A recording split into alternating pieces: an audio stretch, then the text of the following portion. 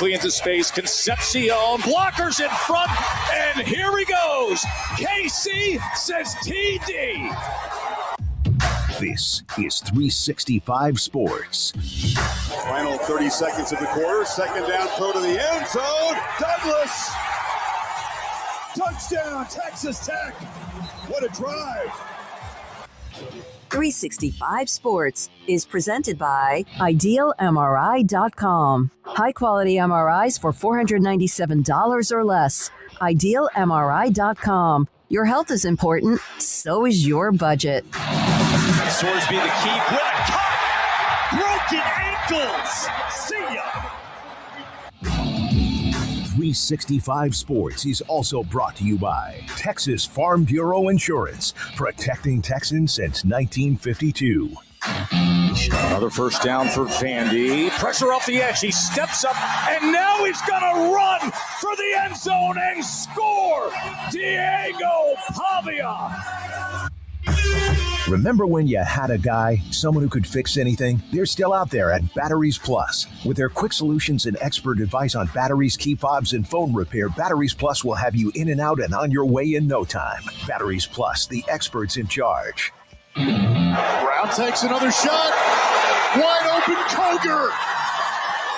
Touchdown, South Florida. 63 yards. Now here's David Smoak, Paul Catalina, and Craig Smoak.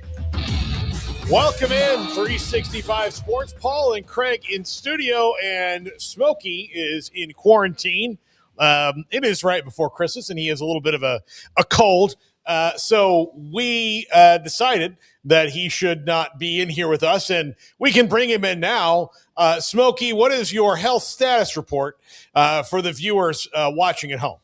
I need a thermometer because I don't think I have a fever, but I'm going to have to test that at some point. I'm okay. Here's the deal. I got a head cold, and my nose is not congested, but I do every once in a while need to cough. And when I cough once or twice, I can control it. And then as everyone who's ever had one of these, next thing you know, you have to cough for 30 seconds. So it's easier for me to mute myself from here rather than you hearing me cough in the background in the studio. So I thought it would be better for people like Garrett, who I care about so much, not to get close to where I am.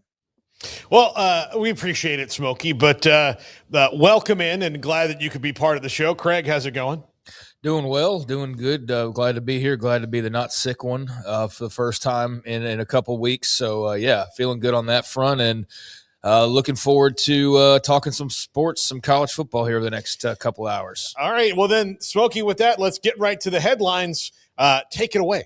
Well, Texas Tech yesterday evening, just gotten home, and you talk about continuity. James Blanchard, the general manager, obviously Shieldwood, the defensive coordinator, Mac Leftwich, the offensive coordinator, and Kenny Perry, the assistant head coach and special teams coordinator, all of them wrapped up with extensions. They had obviously worked on Joey McGuire recently, and now they have all four of these coaches wrapped up. I think Blanchard's is through 2028. I think all of them are extensions. And now if they all find a job as a head coach somewhere, then obviously they have an opportunity that Tech would understand.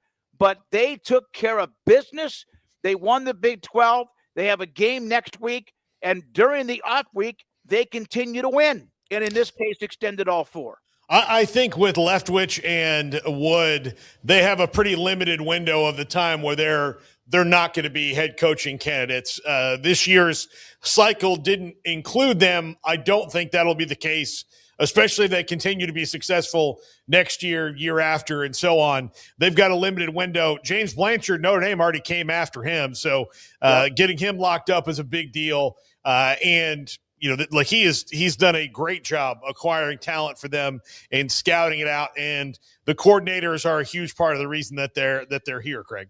Yeah, I mean, I think it's great to have that sort of continuity from top to bottom. That so many people that align spine, if you will, from president to AD to head coach to your assistant coaches. And Blanchard had some Notre Dame interest last season. I mean, the part you said about the head coaches, I mean, the two coordinators have that, but Kenny Perry's not going to go off and be a head coach somewhere major, and that's not really in the cards for him. But Blanchard, certainly not a coach, but as I mentioned, the Notre Dame interest was there. And I don't know who maybe has reached out to Kenny Perry about other jobs, but obviously the coordinators are young up-and-comers, and they're going to get some more opportunities with each passing year, especially with the success that they've had this past season. So you've got a quartet of guys who are in some to very high demand right now, and certainly potentially in the future with the success that you're having. And I think to be able to just in one fell swoop kind of knock all those pins down and have no questions remaining or no doubts about who's going to be where and when for Texas Tech moving forward into 2026. I mean, that just empowers a team that's already supercharged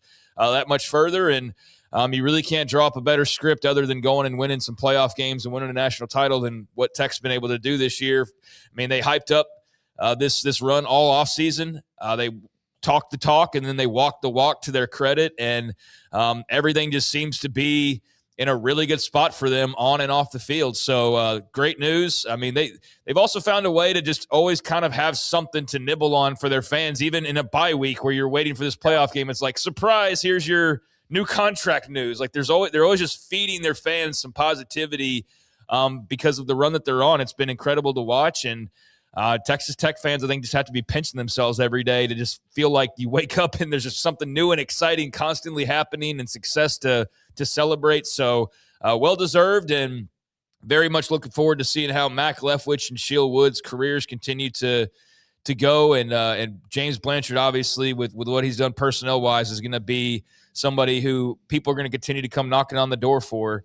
It's a dream scenario for the Texas Tech fans right now, for sure. I know this is that I texted Joey McGuire last night, and I said, and this, believe me, I know who they are now as a program, Nebraska, but when they were good for nearly 35 or 40 years, yes, they had some advantages they could do back in those days too, but their continuity among the coaching staff was phenomenal. Their coordinators, assistant coaches, some of them went on to coach elsewhere, but they had guys around for as long as Tom Osborne was. And you don't see many programs able to do that. Now, this is for 2 or 3 or 4 years, whatever. So it's not like 15 or 20. But I said one of the things that I always remember was the continuity of like not changing coordinators unless they had a job. And a couple of them did go on and came back. And he said, you're 100% correct. We're excited about this, and they should be, because this now, no distractions, not that there was one or were any, but this is great news for them. They get focused on the next game. Yeah, I just wonder how often we're going to hear like the renegotiated contracts, because they're set to have some success. Is this going to be like a yearly thing where they're having to reconfigure it because they continue to win? I mean, that'd be the best problem to try and have. But yeah, I mean, seemingly everybody's locked down for the foreseeable future, and if you have to go back to the well to renegotiate because there's more teams coming at you, that just means you're winning more and more and more. So that's a good problem to have. But they can rest their head at night and sleep well knowing that nobody's going anywhere. Or they don't have to worry about any changes in store anytime soon. And I think in the case of particularly Perry and Blanchard, I mean, I could see those guys being there for the entire time that Joey McGuire's there. I mean, certainly if you want a new challenge like Notre Dame for James Blanchard, you could go off and take that. But given the relationship he has with Joey, the money at his disposal, I mean, that's something as a GM, that's the number one question you have, right? It's like, it's probably before you even figure out what you get paid. It's like, how much do I have to work with? So he's not going to find a better situation probably anywhere else than that.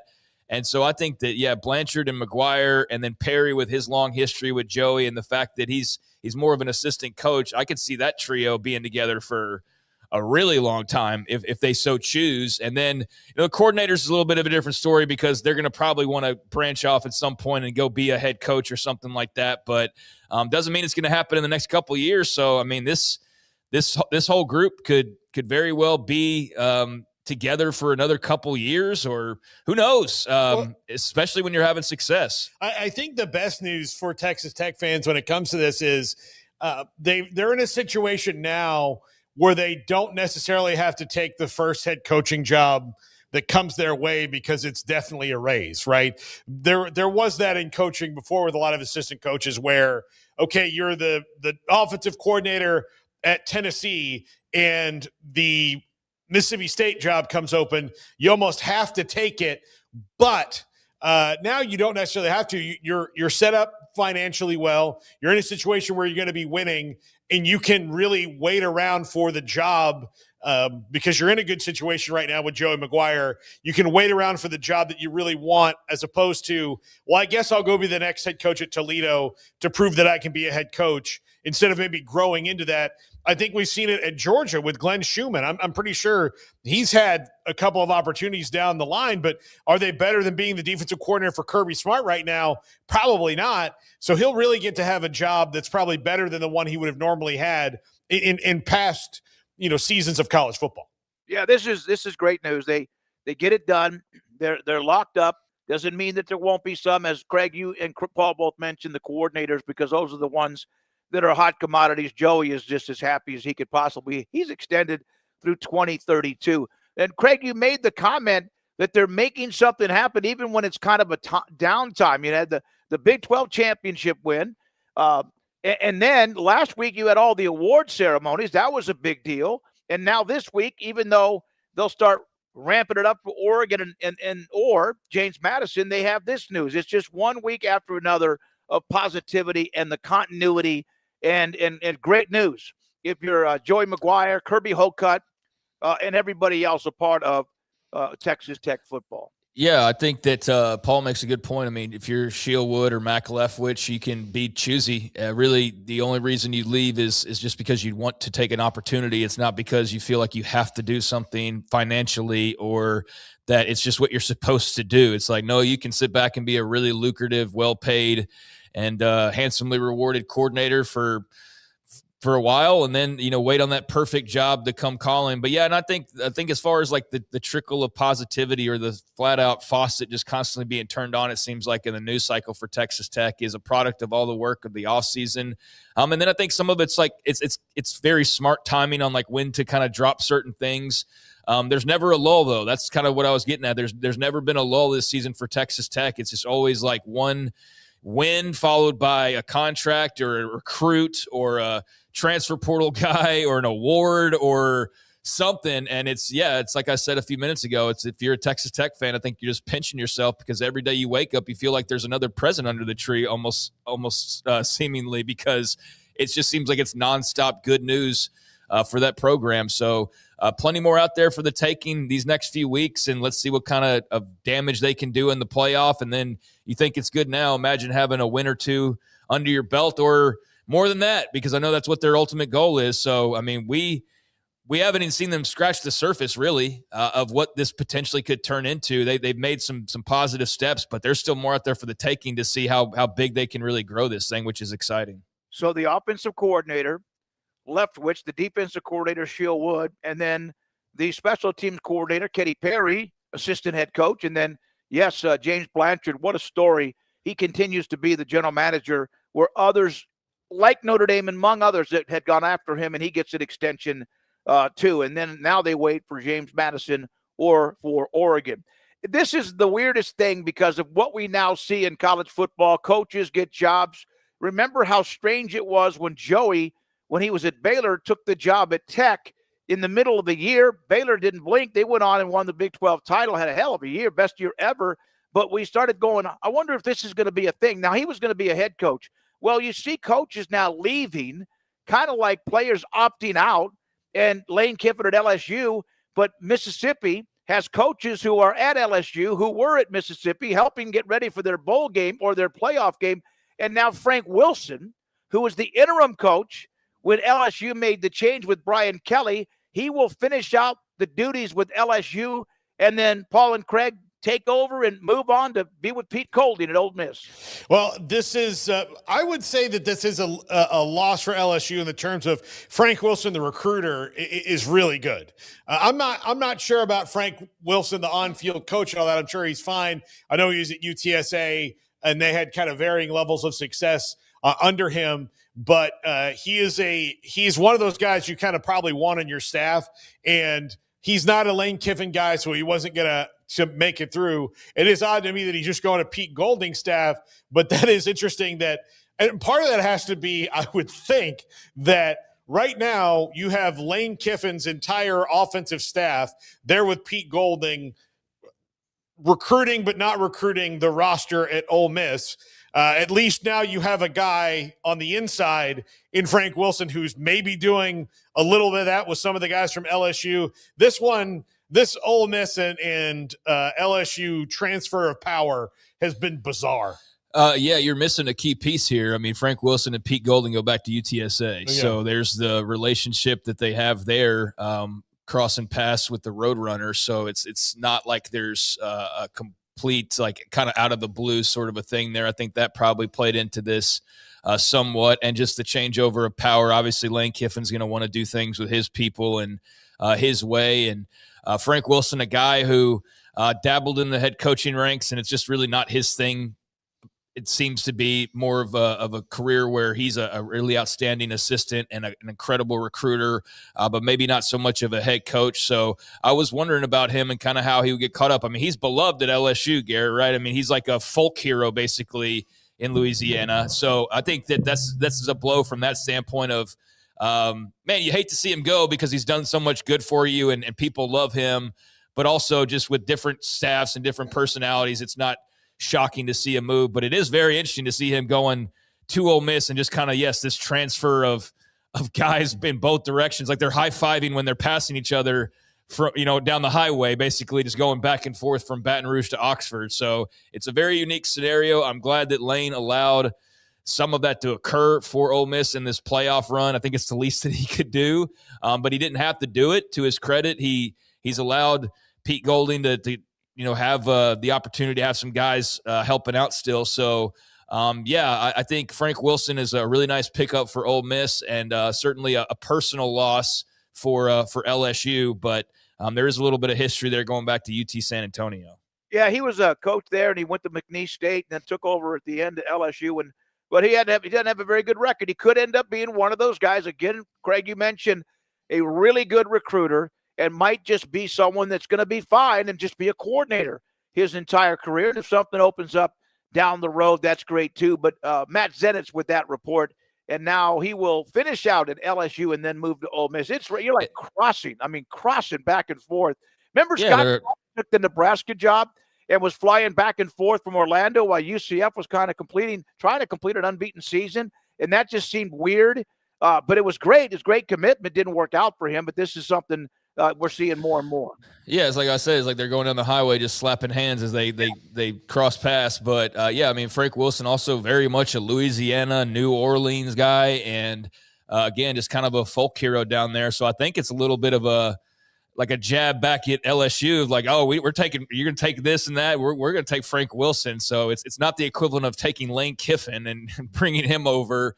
But it is a nice little shot back across the bow, and it's a nice experienced pickup for Pete Golding. So I like that for Ole Miss, and LSU will be fine, obviously, but they love Frank Wilson. And look, for getting somebody as good as LSU high school or LSU Louisiana high school football is getting, having somebody with the recruiting inroads in that state, to jump over across the border and help out with that, I think is really good too. All right, so there's that, and I think somebody mentioned maybe take a job at Toledo if you. Ohio firing their head coach, Brian Smith, violating, according to the school, the terms of his employment agreement by engaging in serious professional misconduct, participating in activities that reflect unfavorably on the university. He has been relieved of his duties. And they haven't said what this is yet. And I haven't seen anything. Craig, have you seen anything about what he actually did? But the Ohio job is now open. They have an interim. I know it's not going to be, it's not going to, Lane Kiffin to Ohio. Yeah. It's not going to rank up there with Michigan. It's not going to interfere in their search. But this is strange that, they would, and they put him on leave a couple weeks ago, and now they terminated him, but they definitely don't know or don't want anybody to know what he did. And his attorney is saying that this firing for cause is egregious, which they all do. Yeah, I mean, there was some stuff out there in the ether a couple weeks back, and it was very ominous and vague and kind of made it seem like something sinister almost, but you never really know with these types of things. But there was word that he was going to be they were going to be moving on from him. And then I kind of just didn't see anything for a while, and now it's kind of popping back up. But there were some court documents that go back a couple of weeks that somebody had dug up. Looks like Charlie Fidel, who covers Ohio football. And hopefully this is a real person and not some AI creature on X, like is like basically half the people you run across now. But it said court documents filed yesterday reveal Ohio head coach Brian Smith's leave was not tied to his divorce or allegations made by the plaintiff, I guess his now ex-wife or whatever. So there was some confusion about maybe that was it, but then that was shot down. And then, as you said, his attorney has come out and has said just today that they vigorously dispute the grounds for termination for cause. He's shocked and dismayed by the turn of events, and they plan to fight this wrongful termination to protect his good name. He's an ethical man who has done an exemplary job for the university and wants nothing but the best for the players, coaches, entire Bobcat community. So I'm sure we'll hear at some point what this is in reference to or what they're basing this firing off of, but it's all very vague and ripe for rumor mill kind of stuff to just be thrown around. But yeah, I guess we'll see in time for those that remain interested in what actually is the cause here. But yes, Ohio moving on from Brian Smith officially, and looks like they'll have a little bit of a legal fight on their hands. John Hauser, it has been the interim. He remains. They play UNLV coming up in the Scooters Coffee Frisco Bowl. That's next Tuesday on the 23rd. So there we are with a couple of it. Just seems like there's coaching changes even when we're not expecting them. And speaking of which, the games this weekend, there's Alabama, Oklahoma Friday night, then 3 games of the college football playoff coming up on Saturday. And here are the odds from Circa Sports. And see what I think the 2 games that have extra, spreads, the 21-point spread, that Alabama and Oklahoma. Alabama, a 1-point favorite. Oklahoma just beat them in Tuscaloosa, beat them last year in Norman. They've been tight game. Last year, Oklahoma beat them up pretty good. Then you have James Madison, a 21-point underdog. Ole Miss a favorite by 17 over Tulane.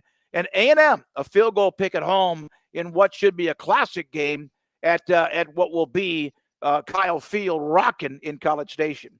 Yeah. I think I don't know odds and all that, but I would say that A&M and Miami game and the Alabama-Oklahoma game will be more than likely 3 and 1 point games, the way that the teams are matched up.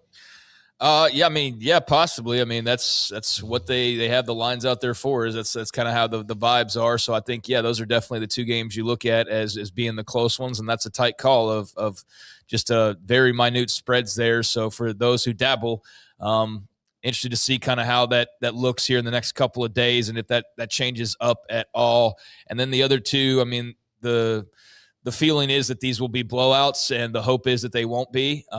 We're going to find out, obviously, coming up here on Saturday. I really don't love that Miami, Florida. I really don't love that Miami and A&M is the first game of the day. I do think that sucks, and I'm sure there's multiple reasons as to why. But game day, Game day is going to be there. Although they play games at night too, but they're going to. Yeah, they host game day and then have a game at night. So I would have much preferred to see Miami A&M as the headliner here rather than the first game of the day. And especially if those 2 other games do turn into blowouts, which I'm not saying that I feel like that's guaranteed by any means, but I definitely lean more that direction than them being all-time classics. Then I can already see the bitching in the moaning Saturday afternoon when we get like back-to-back duds potentially. And then Miami A&M's may be a great game, but hopefully it's a full, crowded, action-packed Saturday, and we don't get these types of one-sided, lopsided blowouts that people are afraid of, and that certainly kind of wrecked the conversation around the playoff last year at this time, where all it turned into in the first weekend was people bitching and complaining. And I get some of the complaints and I get some of the bitching. I do. Like, I don't necessarily feel like there should be 2 G5s in this tournament. I don't. I get where there should be a Vanderbilt or a Texas or somebody that you would deem a bit more competitive. I also don't think you should just block them out entirely. So I'm more in the middle ground on this. But I would love nothing more than to see James Madison give Oregon a run for its money and Tulane to give Ole Miss a run for its money. I just don't have a great degree of confidence in that. But I just mostly I would love to have seen Miami and A&M at night. Like that would have been cool. That's really my big bitch. Is not even about the other two. It's more or less like, why put that on to start the day? Have that as like the send off at night. That's what I would have liked to have seen. Selfishly, I would have liked to see it at night because I will have to watch this half on an air in the airport on Saturday and half on an airplane as we head to Nashville for Christmas. But I think that you could have solved this because I saw, some people saying, well, James Madison and Oregon should be the first one. And the responses were like, well, why would they do a 9 a.m. start on the West Coast? Yeah. Well, here's how you solve that. Tulane and Ole Miss should have been the first game. James Madison and Oregon should have been the second game. That way it's a noon kick for them. And then Miami and A&M at night. Yeah, it seems pretty easily fixable. Yeah, swap like one game and that you have your solution there. So, yeah, I don't love that, but it'll be fine. Well, I'll be there Saturday lunchtime watching Miami A&M like millions of other people, and it'll be cool. I feel like that's the sexiest game of the day. You like to have that at nighttime. But as far as the spreads go, Alabama, Oklahoma, I feel like that's truly a coin toss type of a game. Alabama's very due, but Oklahoma just seems to have their number, and it's in Norman, and that'll be a crowd like no other. And then with Miami and A&M, we've seen the debate surrounding Miami and the debate surrounding A&M, and I think this will be a great game. And then those other two, like I'm not very optimistic about Tulane a second time around because it was so one-sided previously, but we'll see what Jake Retzloff and company have cooked up. John Summerall on his way out, like maybe a little bit of magic left to make this thing interesting. And then James Madison and Oregon. James Madison will be well coached, but Oregon's just got dudes and home field and all of that. So it's going to be a real uphill battle for these Cinderellas. But let's really piss people off and have them make some noise this weekend. That would be hilarious to have to see Joel Klatt and various others who have gone viral for their complaints over the last couple of weeks. It would be fun to see them have to turn around and talk about JMU beating Oregon and why, like, their opinions from the week ago are suddenly a little stale because, man, there's a lot of hand-wringing going on with this whole thing. So it would be perfect for Cinderella to come in and upset this thing when so many people are assured they have no chance to. You know what I think that a lot of people haven't wrapped their head around yet? This is not – more than likely, Oregon wins the game comfortably and Ole Miss wins the game comfortably, especially since we saw Ole Miss and Tulane already earlier this year, and Ole Miss won very comfortably. Now, there's a different head coach, to be fair, so there is some difference. But all of those things, could be different. But these are not necessarily going to be blowouts in the way or games that could be closer. The talent disparity between Oregon and James Madison is less than it used to be. Now it's certainly the gap is not bridged and all that, but I do think that people do need to realize that like Tulane and James Madison are better versions of the team that you would have thought of just 5 years ago because of the way that the talent gap has shrunk a little bit because of the transfer portal. Yeah, it's shorter than if they would have played 5 years ago. Yeah, it's shorter not like that, made up or anything, but still a bridge. Yeah, still a bridge. Yeah, but it's just not two bridges long; it's one bridge long. But there's more of a chance for something magical to happen than there was in years past. But there is the scenario where it's 21-0 in the first quarter, and you're like, there's 8 minutes left in the first, and the announcers are already running out of things to talk about. That's the nightmare scenario. That's what I hope they avoid this weekend. I hope we get some great games. Last year when Oregon, the number 1 seed, played Ohio State, they trailed 34-0. 34-0 with 3 minutes to go in the second quarter. But people forget that, and there were a couple of other games that got out of hand. Tennessee got blitzed early as well. I hope that they're competitive. I hope they're fun. I look forward to it because, again, it's all part of that evidence that we saw back in the last part of August when Kansas State and Iowa State played in Dublin. So there we are with the odds of the college football playoffs. By the way, we will hear from Chris Karpman, who covers Arizona State and does a great job on, kind of that concern or anxiety meter with Kenny Dillingham. Scott Drew, Baylor men's basketball coach, will join us today late in the 4 o'clock hour. And Zack Gelb from Infinity Sports Network, his show is coming off the air at the end of Friday. I traded a text or so with him. He's going to be on with us. Still great knowledge. They had a company change. ownership change, but he'll be with us also with us on the show. Did you guys hear, and I know we have some other headlines, but did you guys hear about the Extra Points Matt Brown ESPN back and forth yesterday evening? I've talked to Matt today about it because I have played the Athletic Director Simulator 4000 a bunch of times. Let's tell everyone what happened. Tell everyone what happened. So a couple of years ago, 2 years ago, I believe now, Matt Brown created an old style 8-bit video game that you play on your computer called Athletic Director 4000. And it's very much like Oregon Trail, where you go through and you select things, and you start as an AD, you have choices of what kind of AD you can be, and then you have budgets and you have to make decisions, and it kind of randomizes things. And if you're trying to learn about how big time college athletics work in kind of a fun way, it's a fun thing to do. It's a great time killer. I've done it a bunch. It's really cool. Well, the other day, ESPN drops this thing, Dream Job or Impossible Gig, and it is a total. I went through when I saw it and I played it, and my first thought was, because I hadn't heard about Matt yet, that he hadn't, I thought, oh, they must have bought this from Matt and they're integrating it. So I'm thinking, hey, good for Matt. Like, way to go. Maybe I missed that in the newsletter one day. I didn't see where they had. Well, it turns out that they haven't, and it is a 100% knockoff. The only difference is the graphic presentation of it, and there's, slight gameplay differences to it, but it is absolutely a knockoff. It is an unabashed knockoff, and it reminded me of, this is going to sound random, but I know a lot of my references are, Vanilla Ice got sued for copyright infringement when he made Ice Ice Baby because they ripped off Under Pressure by David Bowie. And the video of him, and I suggest you go look it up, explaining why theirs is different, is he was like, okay, theirs is da-ding-ding-ding, da-da-ding-ding, and ours is da-ding-ding-ding, da-da-ding-ding-ding. And he's like, it's that extra ding. That is ESPN's explanation totally, is like, well, ours is a little bit different, so it's not the same thing.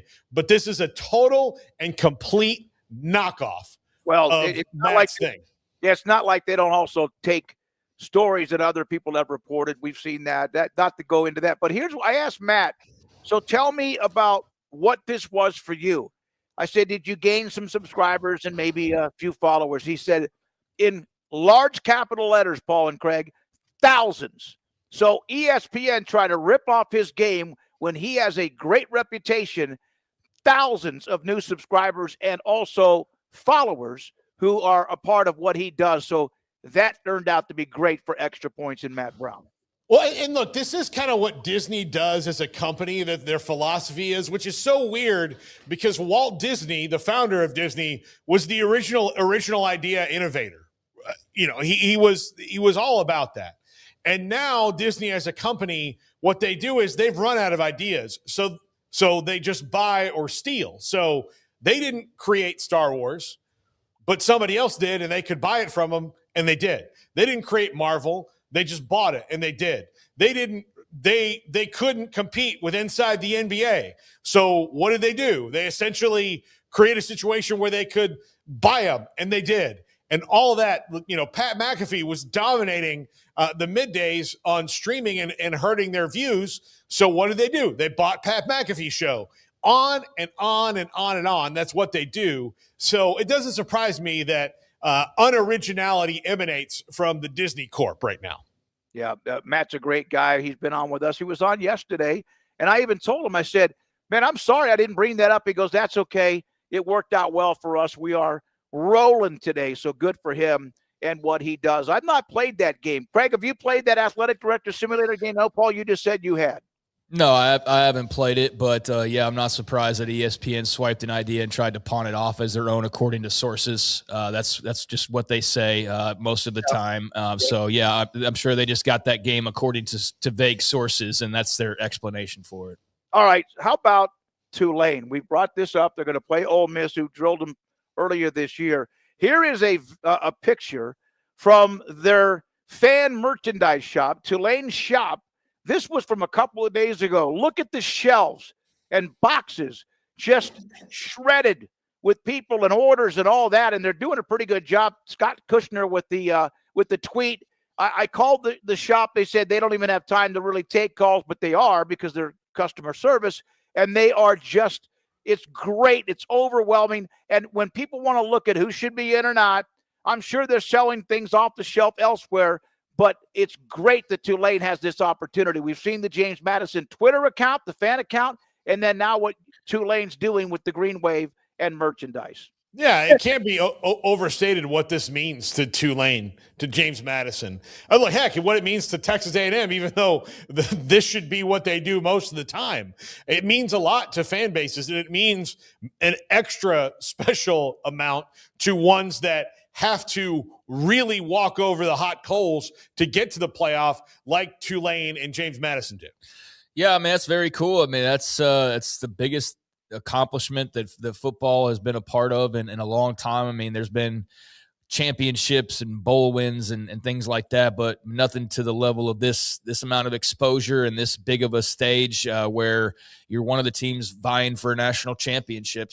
So I think it only makes sense that people are losing their minds in a good way and trying to gobble up as much of a piece of the history and the merchandise and everything surrounding this as they possibly can. And I've seen mixed reports on kind of the ticket sales for these first round games, especially for the two featuring James Madison and Tulane. But I bet it'll be a great atmosphere, both in Oxford and in Eugene. And if I was a Tulane fan or a James Madison fan, hell, if I was an Oregon fan or whoever, even if you've been in it before, it's a huge deal to be in it. And so, especially for those who don't have all the advantages built in or don't have the ability to just kind of make this thing every single year, it's very cool to see them embracing and being excited about this. Well, they are. And then you know who else is excited? We've heard Mac Brown, we've heard others say that they need to separate the group of 5-6 schools and have their own national championship. I'm not there yet on that. I understand it might be okay to do that. Not me. I'm not there yet. But when you play for a national title, no matter where it is, it's exciting. Or you're playing for a possibility to play for a national championship. Look at the ticket prices right now online for the game between Montana and Montana State. There's a map, kind of a grid, as you see, when it comes to what people are paying for ticket prices. And some of those one ticket, one of them is row 15, one ticket at the bottom, $826. The other ones are $749 for three, $755, $1336. Massive jump in ticket prices because two rivals are in the semifinals, not far from each other, and playing for a chance to win the FCS championship next year. But by the way, and since they're not sponsors right now, I can say this. SeatGeek needs to understand what adjectives mean, and amazing for $750 a ticket is not the adjective I would use. That's not what I would call amazing value. Now, this one is probably also doubled down by the fact that the Montana and Montana State are rivals anyway and hate each other's guts, and it's a massive event in Montana every year when they play in the regular season. But now that this is in the postseason and it's for a chance at all the marbles, the ticket prices are going to go way up. But again, I don't agree with $826 being a 10 out of 10 amazing deal. You don't think that's amazing for an FCS game? I mean, no. It's amazing. I'm glad that people want to go. I just don't think that when I would describe that ticket price as a deal, that $826 for anything other than like maybe a Mercedes. Like if somebody said, hey, here's a 2026 Benz, $816, I'd be like, hell, that is a good deal. I'll take it. But no, I don't think $826 for a ticket is a great deal. Yeah, I mean, it's a great ticket to have if you got one. I mean, I think that'll be an incredible scene up there in Montana. So congratulations to both those teams on getting where they are and having this opportunity and having a game where the tickets are so coveted that the prices are as high as they are. So this is very healthy for the sport and very good for both these programs and great for FCS football. And I don't know what the TV ratings will look like, but maybe with all this talk about tickets, they'll be able to pull some eyeballs their direction as well. But yeah, it sounds like it's the game of the year for a certain type of fan, and the ticket prices are reflecting that. So that's going to be a really cool atmosphere.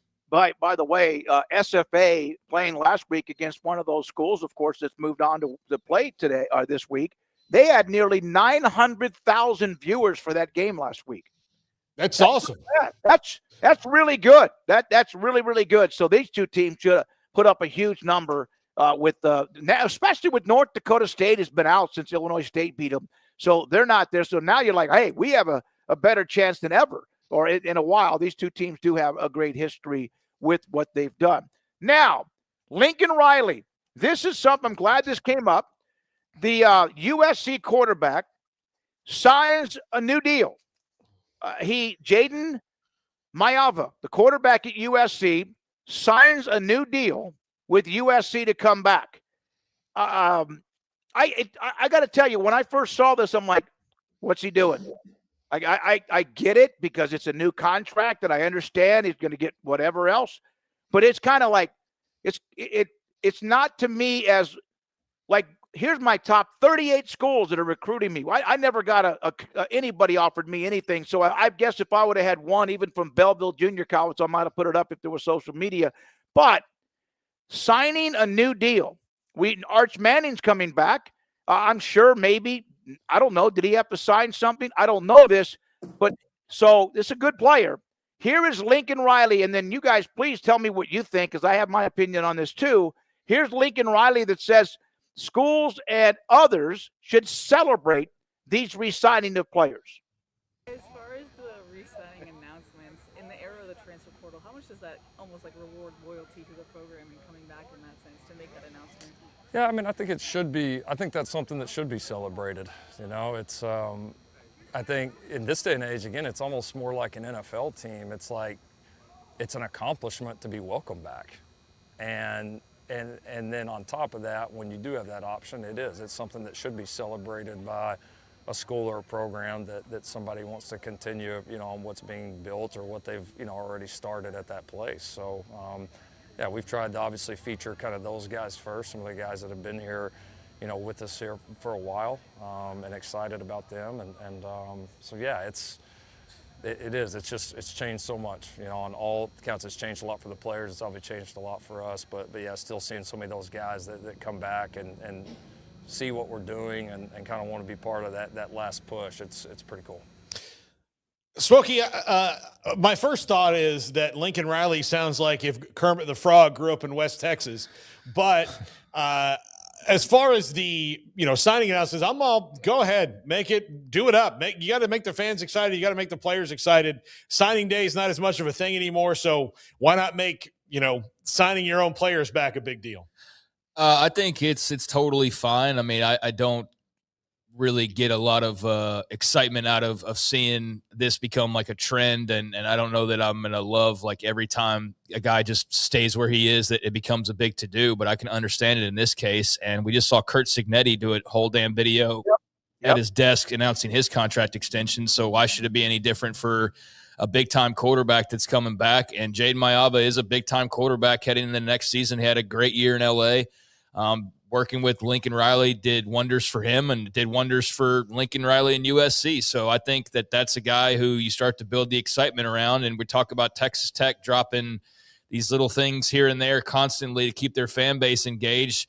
This is no different. This is the same type of premise. The same type of goal is to get your fans excited, fired up for next season. And this is the guy who right now is the face of that program in some ways. So to have him coming back and with the year that he had, I think it is something that you put out there in this day and age, and you make it a somewhat of a big deal that he'll be back, because guys do have options. And I'm sure he did have people in his DMs that were at least saying, hey, are what are your situation looking like? So I think it's a win for USC in that way. It's weird to celebrate guys just staying where they are, but this is also the era where, like, for the past 5 years, I mean, it's a whole generation that puts a page-length Post-it note for what change they had at lunch today. So it's like it's kind of how the world works now, is you make big announcements and things like that. And I think in this case, it actually suffices. It's not nothing. It is something substantial for USC fans that Jaden Mayav is coming back. So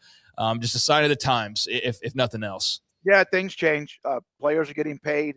There's a transfer pool, all that. So initially I was kind of not turned off by it. I was like, really? And then I heard Riley. Not everybody's going to be for it, but that's a big signing. Now, does the right guard who hadn't started but 2 games and he's re-signed, so they can also show that? I don't know. Maybe he will for his family and for USC football. I mean, these are the same people who have graphics for having 24 schools that they're choosing from. So, I mean, I'd rather see a guy say, hey, I'm re-signing with USC and give me a graphic than the guy who's like, how can I engagement farm as many big fan bases as I possibly can with my recruiting decision that's months away, right? So we've seen that for years and years.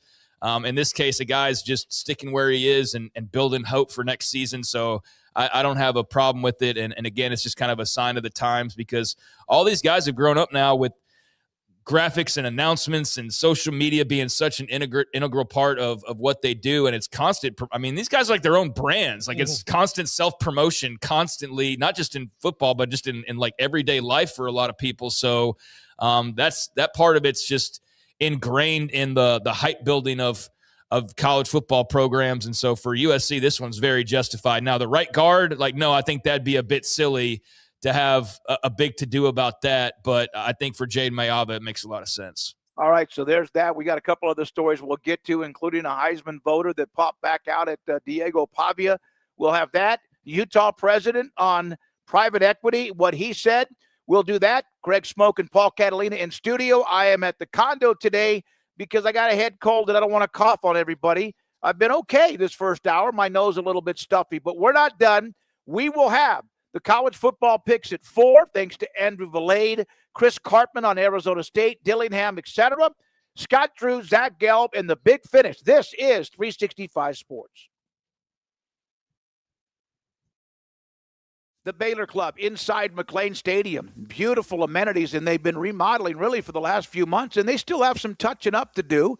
And they, of course, have redone the menu with the top chefs they have, and the food has always been fantastic, whether you go there for breakfast or brunch or lunch or for dinner or even just some appetizers and cocktails. They have great news going right now. Nick Caldwell, the general manager, and extending their special promotion. And you can take advantage of it throughout the rest of the month of December, but time is running out.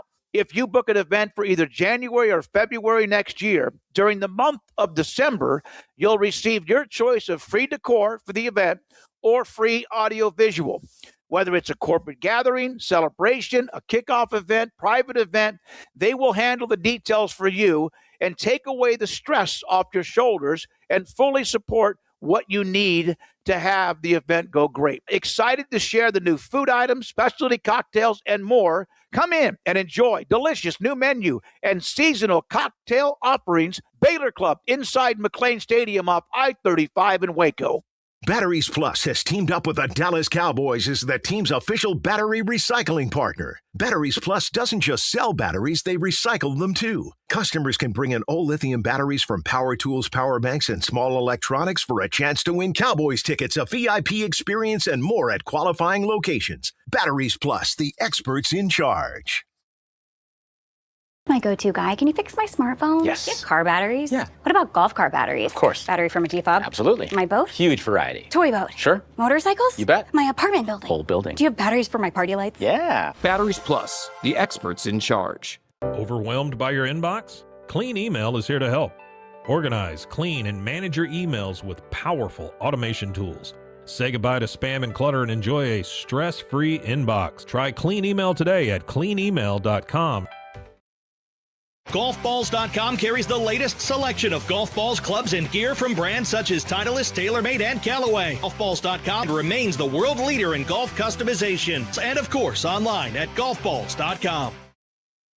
UBO Business Services. We are a studies-based service organization that is the best in Texas when it comes to copiers, printers, and scanners. The way we quantify that is through a company used by millions of corporations called Net Promoter Score. What Net Promoter Score looks at are your Google reviews. We have a better Net Promoter Score than HEB with a 65 and Ritz-Carlton Hotels with a 70. According to Net Promoter Score, if you're a 70 or above, you're considered world-class in customer service. UBO Business Services is an 86 when it comes to Net Promoter Score. You can find us at ubeo.com, ubeo.com. It's time to compete against yourself, finding too many excuses not to work out combined with bad eating habits, and Waco Regional Tennis and Fitness can help reach inside your competitive soul. Discipline, getting results you've only dreamed about, personal training, group exercise classes, and even a tanning bed, world-class tennis facility, and pickleball courts and lessons available. Waco Regional Tennis and Fitness, spacious, clean workout rooms, free weights, state-of-the-art technology, weight training equipment, and no intimidation. It's time for you to react today, not tomorrow, at Waco Regional Tennis and Fitness on Lakeshore Drive in Waco.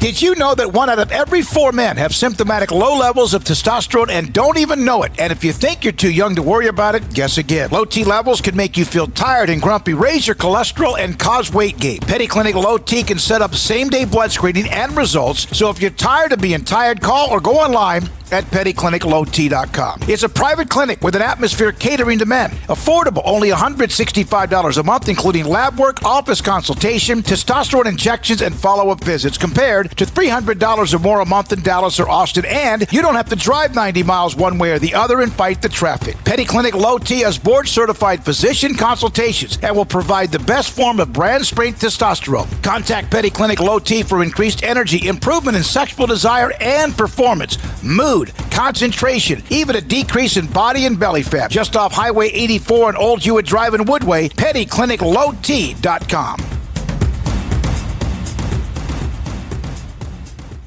It's football season, and we can create your outdoor tailgating spaces that is actually a part of your home. Bifold doors that tie in the inside and the outside, and you can gain anywhere from 1,000 to 5,000 square feet living space, all while taking in the big game poolside. Call us at Gather & Co. Kitchen and Bath, where we can create your unique tailgating space. You got batteries for my side-by-side? Yes. Replace my flashlight? Sure thing. What about my business? Oh, good one. 100%. Batteries for my fleet of trucks? Gas floor scrubbers? Yes, and fire panels. We have pallets of batteries. Well, what about... As your go-to guy, if it needs a battery, we have it. Well, that's all you had to say. Could have led with that. Batteries Plus, the experts in charge. This is 365 Sports. The 3 o'clock hour is sponsored by Waco Custom Marketplace. Meats, sweets, Texas treats, and a cut above the rest. 425 Lake Air Drive, Waco. Welcome back, 365 Sports. Paul and Craig in studio. Smokey at his remote location in an undisclosed bunker so that we can protect him at all costs. We have our picks right now, and first up, this is last week. We only picked one game. Heck yeah. Craig and Smokey picked Navy. I picked Army. As the son of an Army veteran, I felt it incumbent upon me to pick the upset. At least I'm still over 500. I thought I had it. Watching the whole game, I'm like, I got it again. Like, just like the Indiana and Ohio State, I'm like, I got it again. And then Navy, just took the ball and ground out the clock and won the game. And I was like, dang it. I was so close to calling this. But Navy ultimately, guys, was the better team in that one. So there we have it. But you see the records there. Hold on, go back to that game. Go back real quick, Brandon. That game and put me on camera, please. Ah. There we go. Hell yeah. Yeah. Yep. Okay. Yeah. Now I'm better now. Okay. Good deal. David Smoak, proud son of a Navy alum there. 49-27 for the two of you. You keep pace with each other. I'm going to need a real run in these bowl games to catch up, which is unlikely to happen because we do have a lot of the same picks. So let's start out with the first playoff game from Vaught Hemingway Stadium, Ole Miss and Tulane. I've got the Rebs here. I just think they're just too talented. I think the gap will be closer than the last time, but and the circumstances are certainly different, but I do think Ole Miss just has too much here. Yeah, I fail to see the path to victory here for Tulane. I mean, obviously Lane Kiffin and some of the assistants not being a part of the equation changes things up a bit. John Summerall being on his way officially out the door there in New Orleans, although they seem to have set up a pretty nice transition. He had the big donation. They had the big win in the American Championship game, and I think things are going about as well as they can for them as they get ready to pivot from him, but no expectations on their shoulders. I mean, nobody thinking they're going to win this game. I'm thinking Tulane's going to come out there, play free and easy, but then again, who knows? Once you get in front of a crowd like that and the playoff stakes set in and the TV cameras are out there, that's a pretty big spotlight. But regardless of kind of how Tulane comes in, they can play their best game, and I'm still picking Ole Miss to win this game, even with the coaching changes and all of that. I just think they are clearly a better team. I don't think I really have to explain that, and we've got a prime example from just a few weeks ago of these two teams meeting up and playing, and it was not even anywhere to be in a close contest. So I don't think enough has changed to change that sort of imbalance. And so, yeah, I'm taking Ole Miss at home. I think if anything, losing Lane Kiffin, maybe there's a call that's different or whatever, but I think they'll rally around Pete Golding in this new era and give me Trinidad Chambliss and the Rebs to advance to the second round. Yeah, I think that the players feel like they've been abandoned. Like Michigan players feel betrayed. Ole Miss players feel abandoned. I think that you're going to see them okay, yeah, well, Lane Kiffin's really good at what he does. There's a reason why LSU wanted him, but these guys are talented, and I take Ole Miss. I don't know the score. Doesn't matter. We're just picking teams. I'll take Ole Miss to win it, and I hope that the Green Wave get off to a nice start. Both teams have coaches leaving, but I think Ole Miss will handle it very well with Pete Golding staying around. Yeah, it's a clean sweep for us in Ole Miss. Next up. What do we got, Brandon? I'm sorry, I didn't write these down in order. That's my bad. The first game in the playoff, actually, the last game that we'll see, Oregon and JMU. I've got Oregon here. I actually think that James Madison will put up a nice little fight early. In Oregon in the last couple of years when they played teams like this, like Boise State, even Idaho, like they kind of had a run for their money for a little while. I think that probably happens again for a little bit, but I think Oregon just too good with Dante Moore and the rest of that offense, some of whom might be coming back. We'll see on Saturday that they've been without for a long time. Yeah, I mean, Oregon looking like they could have some good injury news, and they've been a bit banged up throughout this season. But give me the Ducks at home.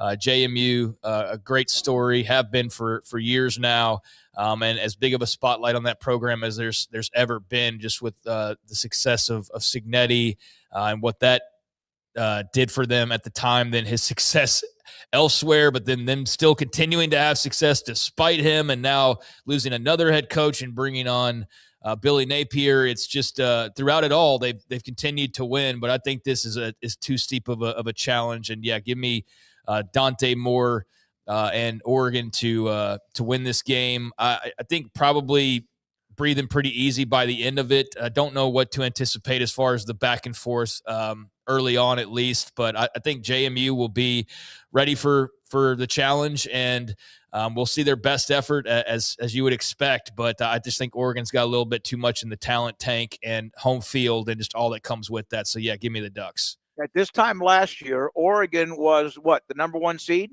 and they blew a tire after having a week off. You wonder if that trend of those who had the first week off, what we'll do next weekend. But Oregon's been under the radar. They lost to Indiana, but they lost at home by 10. They have a couple other wins inside the top 25, but they've been pretty quiet. And then the win against Penn State on the road was great, and then you wonder about how big that was. But I think the Ducks at Autzen, I think the weather's going to probably be kind of misty and overcast as it always is. It seems at this time of the year, I'll take the Ducks. Okay, so again, another clean sweep for the Ducks at Kyle Field on Saturday afternoon, the first game, which should be the last game of that day. A&M and Miami, these teams this is the most I mean, Alabama and Oklahoma, but this is, I think, the two most exciting teams playing in this round consistently, with A&M and Miami, and the way that the styles of play, the way that offensively and defensively they are like turnovers and sacks on defense and big plays on offense.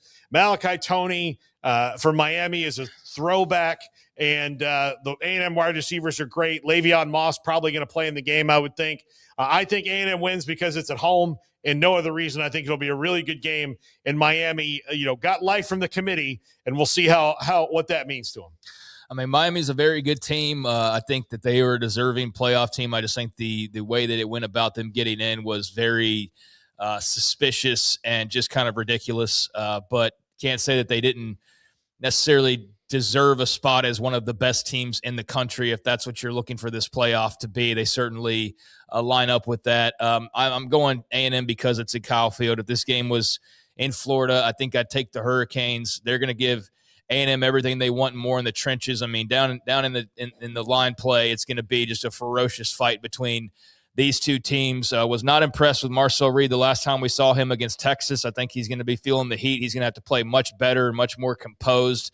I know he's probably a little bit banged up in that game, but I don't feel like that's why he was sort of erratic. I feel like that was something we've seen from him before, and it was more of like the nerves and the pressure, I think, getting to him a little bit. So hopefully he's cleared that because he's going to need to against this Miami defense, and they have a lot of fun weapons on that side. But give me A&M just simply because this game's at Kyle Field. I feel like it's a coin flip game, but that to me is a determining factor in the way that I'm leaning heading into Saturday. Yeah, this is a great matchup. They haven't played very often. They played like 4 times in the last 20 years, and they played back in 1940 something. No history really. I guess those were home and away type non-conference schedules. I'll take A&M. I did see video on Twitter, which it means it's completely true. But I did see practice video, with even Moss doing some workouts, and a couple of the other guys, the wide receivers that have been banged up, they were also practicing. Whether or not all of them are going to be a go, I don't know, but I do think A&M just got, and either they are, what's the word? Either they're not over getting beaten up in the second half by Texas, or they're pissed off and they want to go back and prove to everybody who they are. But I will take the Aggies against Miami. Yeah, I think that there are teams all over this playoff that can win it. I think A&M and Miami are certainly two of those. I don't think there's a big gap between the lower seeds and the top 4 seeds at all. I'm not as confident in A&M winning it all, then there's a chance that they could. I think everybody's kind of equal footing, but that percentage chance is way lower to me than it was like a month ago. I think A&M, Miami, and these two teams are the ones that, like, if they get past, the winners of each of these games, if they get past another game, I would be more surprised, if they kept going, because they've been a little bit, spotty at times. But I think everybody's been spotty except for maybe Indiana, and even they almost lost to a really bad Penn State team. So, rolling along. By the way, Marcel Reed needs a big game because he was not good at all in that game, and Cassius Howell kind of was a no-show in that game. We'll see if those two stars step it up. Yeah, and part of that, I'd like to think part of that's a rivalry game, jitters and what happens, but we'll see. Okay, Alabama and Oklahoma from Memorial Stadium. I'm picking the Sooners here. I just think Alabama's not been playing all that great lately, and I don't know what the last couple weeks has changed. This might be wish casting a little bit too much because I don't think Alabama should even be in the playoffs, so I would like Oklahoma to beat them for the 3rd straight time. With 2 rematches in the first round, didn't particularly care to see either of them, but this one in particular didn't want to see. But I still think Oklahoma wins because it's at home. Bama's a 1-point favorite, but I think Oklahoma gets after them a little bit because they just can't run the ball at Bama. Give me Alabama to win this game in Norman. This is my change-up pick. I mean, it was an awfully close game the last time they played. Oklahoma very fortunate to create and also get some turnovers, and maybe that's the formula that helps them win this game again. I know we're all just going default picking teams at home, but that's also why we picked up a lot of losses during the regular season, is just defaulting. And I know I just did that with A&M, but with this game, I feel like this is the one that I could see going a different direction from the home field advantage. And it's because these teams have really familiarized themselves with each other here of late, and having played earlier in the year, I just think that's something that if this were the first meeting and it was in Norman, I would go like, yeah, I think Oklahoma wins this game. But the fact they've already played and now they're playing again so soon afterwards, home field I think matters a little bit, but not as much. Not sure if that makes sense. It makes sense in my head, which is really all that matters here. But I know Alabama hasn't been playing all that well of late. They've also had a good bit of time to try and correct some of those things. I think Ty Simpson's health's a little bit of a question, obviously. They can't run the ball. Guess who can't run the ball either? Oklahoma can't run the ball either. So they're even in that regard. I'm looking for the upset pick here because I don't think we're just going to go all chalk. But then again, I don't even know if this is an upset because I think Alabama is actually favored at this point. Yeah, by one. Yeah. By one. So I guess I'm not really picking the upset, but them rolling into Norman and winning after getting beaten Tuscaloosa just a few weeks ago would be kind of strange. But college football's strange. So I'm picking the outlier here of it not just going chalk for the home teams in the first round. Ty Simpson has not been very sharp. He's not. Neither is John Mateer. No, and I was going to say that Oklahoma had 212 yards overall in that 2-point win. It just seemed like it was like as hard as sitting down watching paint dry. But they get a big defensive play, sets up a short field. They have a great kicker, 406 yards, but 3 turnovers for Alabama. Remember when we said that that Oklahoma was going to get stuck in that neutral or oblivion, right? Like what we've said about other schools when they've gone to other conferences. They are on the verge of beating Alabama 3 times in 2 years. So they're not gone yet. And it seems like that they're kind of just starting to, feel comfortable who they are. But I'm going to take the Sooners. It's not that Alabama hasn't played in front of a lot of people, and they will. But I think Oklahoma, for whatever reason, has some mojo on Alabama. Yeah, I mean, they do. And I think I'm probably doing a little bit of reverse psychology as well with this, being an OU fan, that I'm just setting myself up to be disappointed. So when I'm not disappointed, it feels that much better. I'm sure that's probably playing into my psyche a little bit. I just think it's hard to beat a team twice.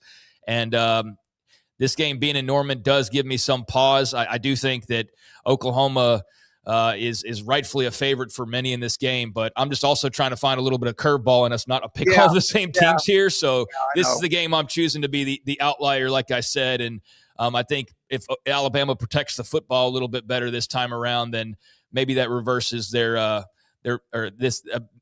if they protect the football a little bit better, then it reverses their fortunes and they walk out with a big win, especially with all the heat that's kind of surrounding DeBoer at the moment with the constant contractual discussion and is he interested in this new job that's opened up now? And is he winning at a level that's acceptable? I mean, because if he loses this game, then boy, you talk about heat turning up and leverage kind of going to the wayside a little bit. Like he needs to win this game.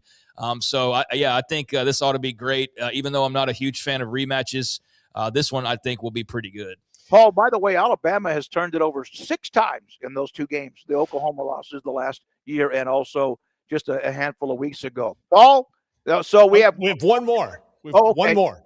We have one more. Andrew wanted to keep it in 5 games, so he went and picked the best bowl game, which is not for another week after this, but we might as well pick it anyway. The Pop-Tarts Bowl, which I can tell you, Kalani Sitake and Brent Key really had a blast playing with the trophy at the introduction press conference the other day. I'm taking BYU here. They've just been playing better as of late. Georgia Tech's had a couple more opt-outs, plus Buster Faulkner, the offensive coordinator, on his way to coach with John Sumrall in Gainesville. So I will take the Cougars here. The more of the team is together, and they've just been playing better of late than Georgia Tech has. So these are our last pick'ems period, right? Is that the case since we're picking this one, I would think, Andrew?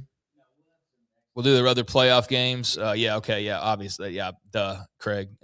So we'll have those. But I was going to say, I was thinking if this was the last one, then I needed to make a move for that Alabama-Oklahoma game to break the tiebreaker. But I'm sure we'll have some disagreements in the next few rounds of the playoff. But we don't have a disagreement here. I'm taking BYU.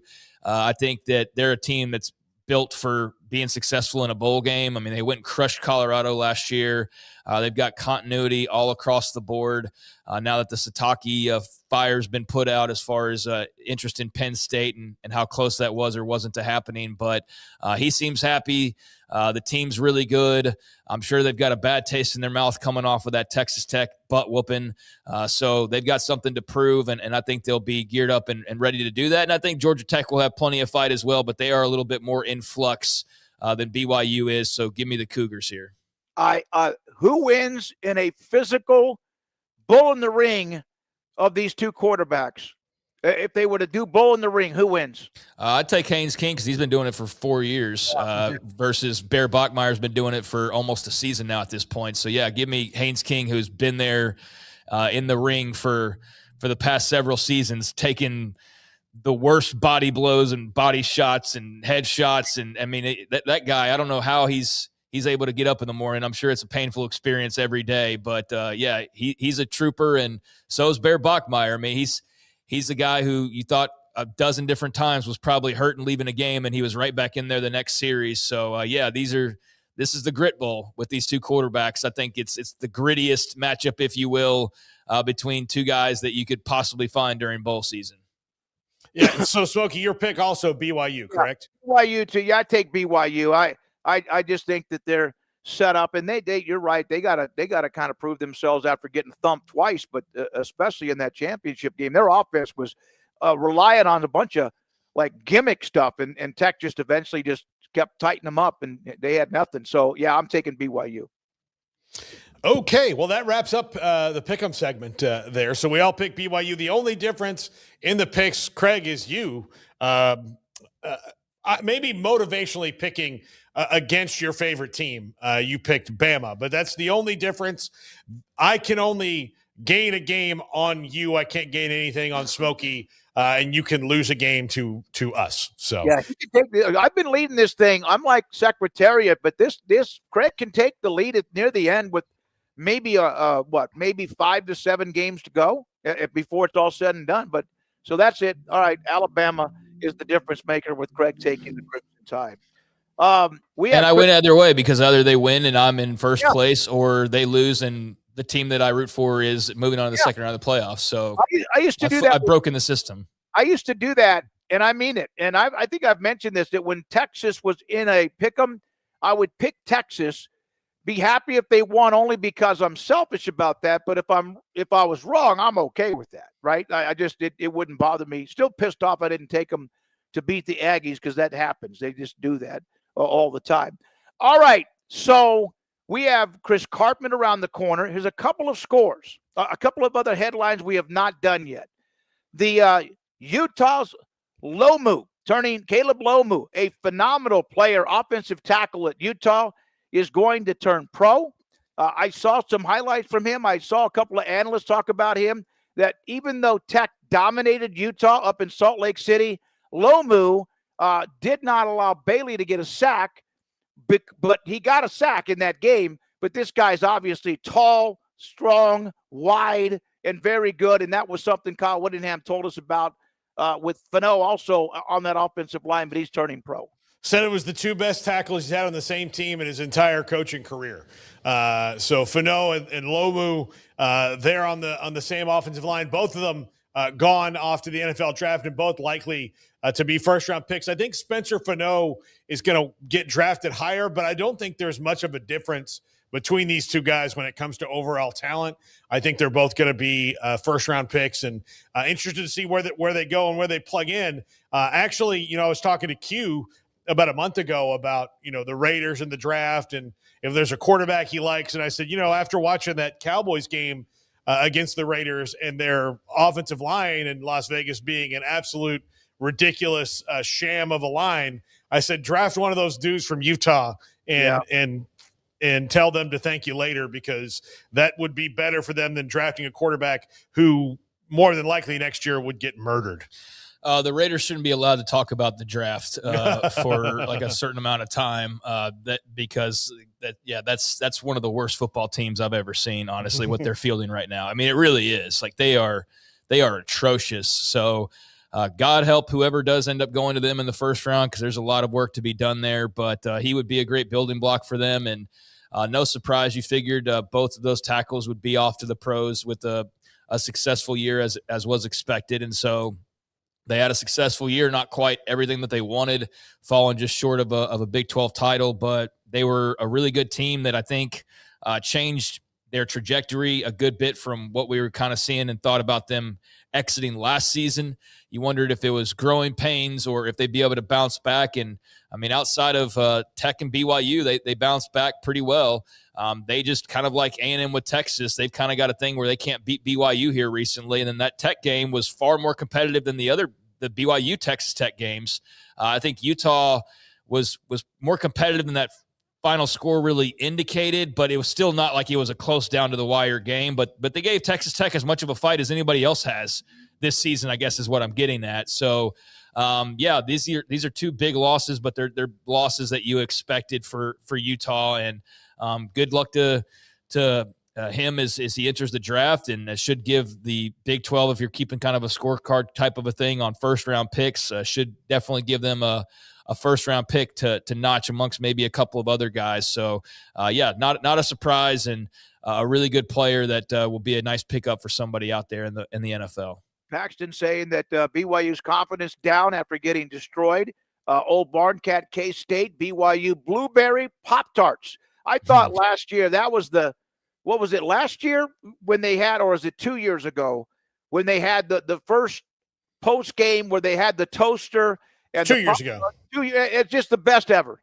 The best ever.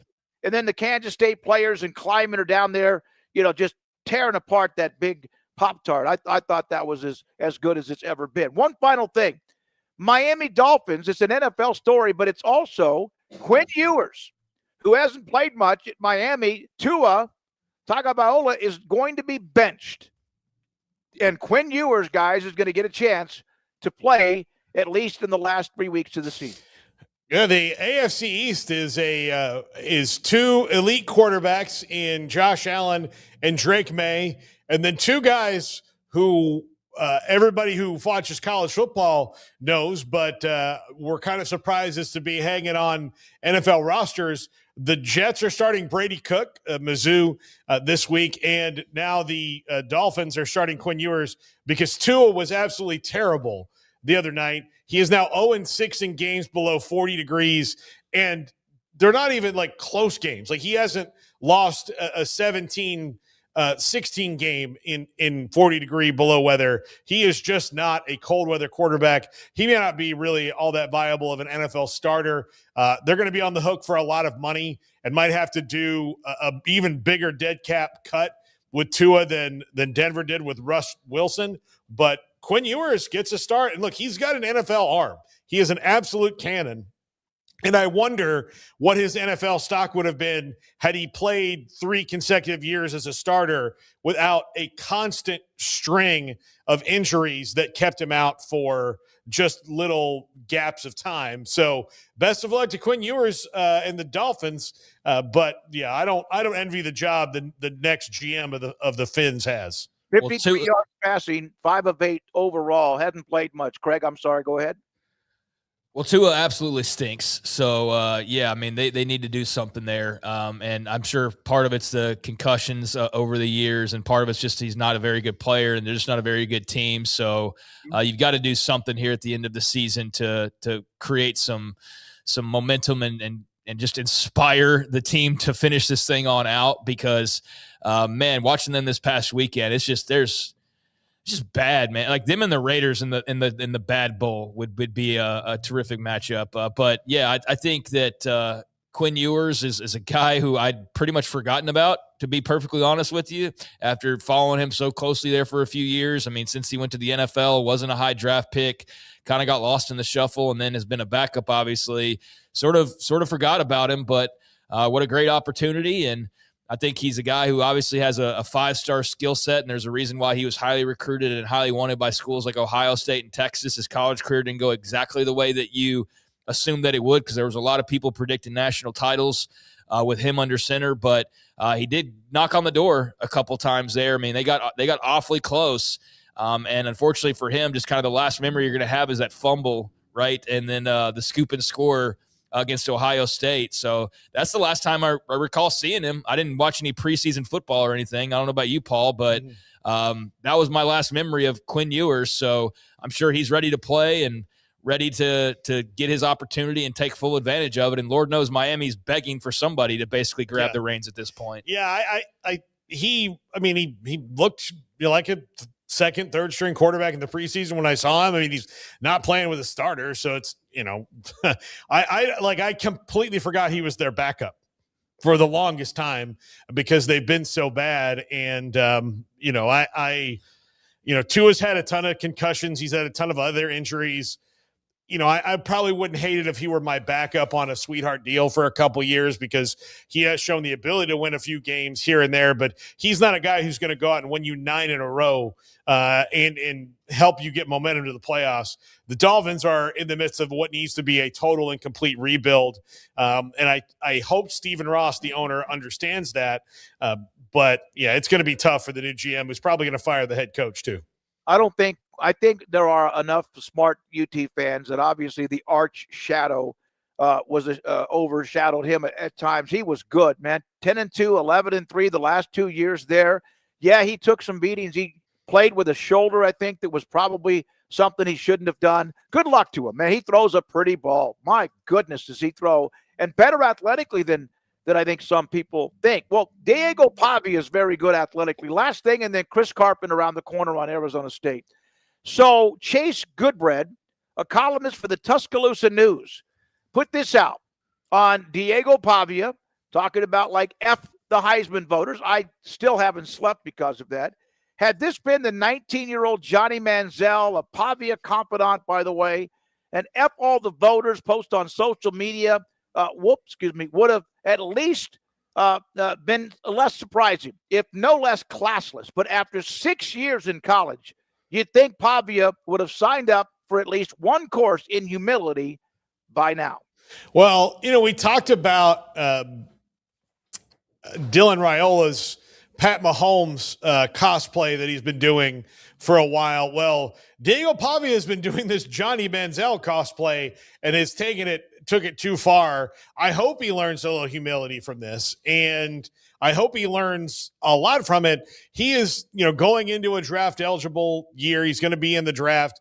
What that is, I think, is probably third day at best. I think he probably, translates out to not the NFL when it comes to professional football. But this isn't going to help him because the draft gets really nitpicky and snippy for things. So, yes, it was totally classless. And he's lucky he didn't do it before the vote because he would have lost worse. But, and I, appreciate Chase's viewpoint here, but I'm also not shocked and pearl clutching because Pavia, who hangs out with Theo Vaughn and is kind of running that big time lifestyle. I'm not surprised by any of it. No. Again, he's a young kid, got a lot of money, got everything in front of him, but yeah, he could have handled it a lot better. No question about that. All right, when we come back, Chris Cartman has been busy. Arizona State, Kenny Dillingham. What is the latest? Is Dillingham on the scale of anxiety in the mid 5 or 6, like I heard Chris say earlier this week, or has it gotten higher as another day goes by? He's next, and this is 365 Sports. Alan Samuels, Dodge, Chrysler, Jeep, Ram, Fiat in Waco. End of the year blowout going on right now. What have you been waiting to buy? This is the time right now. They're clearing inventory before the year ends for you and for them. 0% financing on new Ram trucks. 3.9% for 72 months, plus 10% off MSRP. And $2,000 in bonus cash on the new 2025 Ram 1500 Crew Cabs. Brand new Jeep Cherokee, great SUVs, starting at just $33,990. 2025 Ram 2500 Laramie Limited, $14,000 off. MSRP. The 2025, the brand new Jeep Gladiator Sport High Tide for just $39.99. And Jeep Wrangler Sahara models $10,000 off MSRP. Don't forget the cleanest and best selection of pre-owned cars in Central Texas. Their lot is filled and ready for you. End of the year blowout sale happening right now. When they're gone, they're gone. Alan Samuels with Ted Teague, CEO and General Manager. David Gray handles all of what goes on with the sales department. Your friend in the car business, Loop 340 east of 84 in Waco. I'm Camille Johnson with Camille Johnson Realtors. We specialize in selling residential real estate agent all across our community, and we love serving all types of families. We have been in business at Camille Johnson Realtors for almost 9 years, and I have been a residential real estate agent for almost 40 years. And we love our partnership with 365. So thank you for partnering with me, and thank you so much to all of my clients who have made our company a success. No car payments for 90 days when you bring your auto loan home to Genco.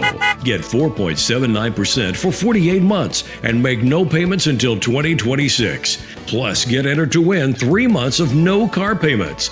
Bring your auto loan home to Genco. Lower your interest rate, save money, and no payments until 2026. For details, go to GencoFCU.org. My money, my future, my credit union. Genco.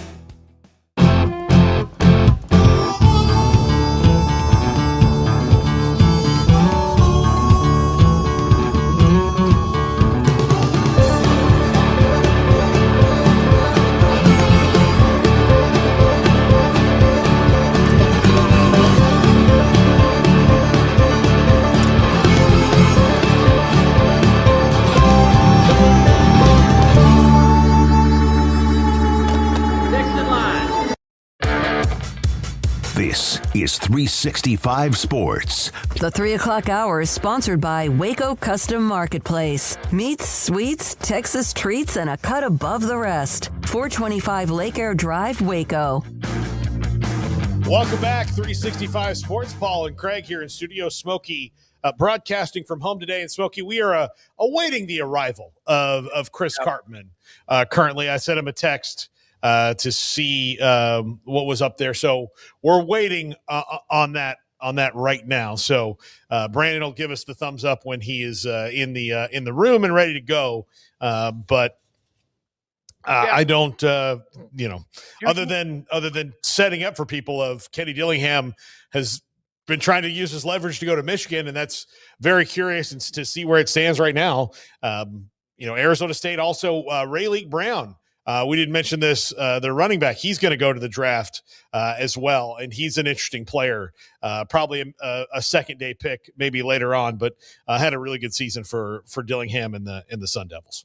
Yeah, this thing is every day that goes by, and Cartman had said this earlier on I think a podcast that covers Michigan, that every day that it goes by, the anxiety moves up like a notch, not 5 to 6, but like 5 to 5.1 to 5.2. And then entering the weekend or coming out of the weekend, if you felt pretty good about it, but it's a ploy to get what he wants to get. And is Arizona State committed to it? BYU said, okay, we got to pony up. A lot of people rallied around Kalani Sitake and the rest of the staff. And so this does seem to be Karpman has been great ever since we got to know him covering Arizona State and what they do, especially when it comes to football. All right, so Craig, when you had the head cold, and we could also, if you guys want, pivot, because we have Scott Drew that we recorded earlier today. When you had the head cold, what did you take to get through it, or what worked the best as far as medicine? Boy, this is exhilarating. But I didn't have a head cold. I had like the full-blown flu. So I don't know that it'll help a head cold, but I had like Dayquil, I had Mucinex, I had lozenges, I had everything I could possibly have to try to get the gunk out of me, out of my lungs there for like 4 or 5 days. So yeah, Mucinex, and I basically just coughed it all out eventually, for lack of a better description. And finally, that was able to kind of get rid of everything for me. But I had a fever. I doubt you have that, or maybe you do, but I had a fever for like 3 days and nonstop coughing and all of that. So you don't sound like you're anywhere close to the ballpark that I was living in there. So I think maybe yours is more of a head cold. Maybe you don't need the severe stuff, but Mucinex helped me out quite a bit. Yeah. Paul, I've got Mucinex. I've also have not done the lozenges because I have some of those and I don't take those as much. I've really kind of slowed down, but I've taken the tree droppers, and that always, I should have taken that a day or two earlier, but I don't have a fever. But here's the thing. I can never get a thermometer that works. So I might be at a 102.7 like a radio station, or I might be 90, whatever. I don't know. I cannot ever get a reliable thermometer. So I do feel like I've got something, but I don't think I have a fever just yet. Well, that's good. Maybe you need to get one of the old-fashioned kind, Smokey. You mean the one right up the kazoo? Yeah, I mean, that way. How do you do that to yourself? Can you? Can we talk about something else? I mean, just suggesting other things. You need to get the temporal one, where you just wave it around. I got one that you shoot it the little gun in your ear, and that's not always completely accurate, but it's accurate enough, and it takes half a second. I don't know why a thermometer wouldn't work, because there's all sorts of electric ones that you can use that are pretty good. So maybe you just need a new one or something. I don't know why you would not be able to have one that works. Now, look, Smokey, you can DoorDash anything now, so you can go on DoorDash and I'm going to do that, or I'm going to run around the corner when we say goodbye in about 50 minutes or so, or an hour, and I'll run over to HEB or to CVS. All right. Hey, so we got the Utah president on private equity, if we want to talk about that. We've talked about this from earlier, about a week ago, that Utah, thank you, Brandon, is going to do the $500 million private equity, where they still have a great deal, if not all of their control, but they're going to do it. And this, of course, has allowed people to sometimes go, oh, my God. But here's their president responding to any of the concerns or even criticism. Unfortunately, this is their president, Taylor Randall.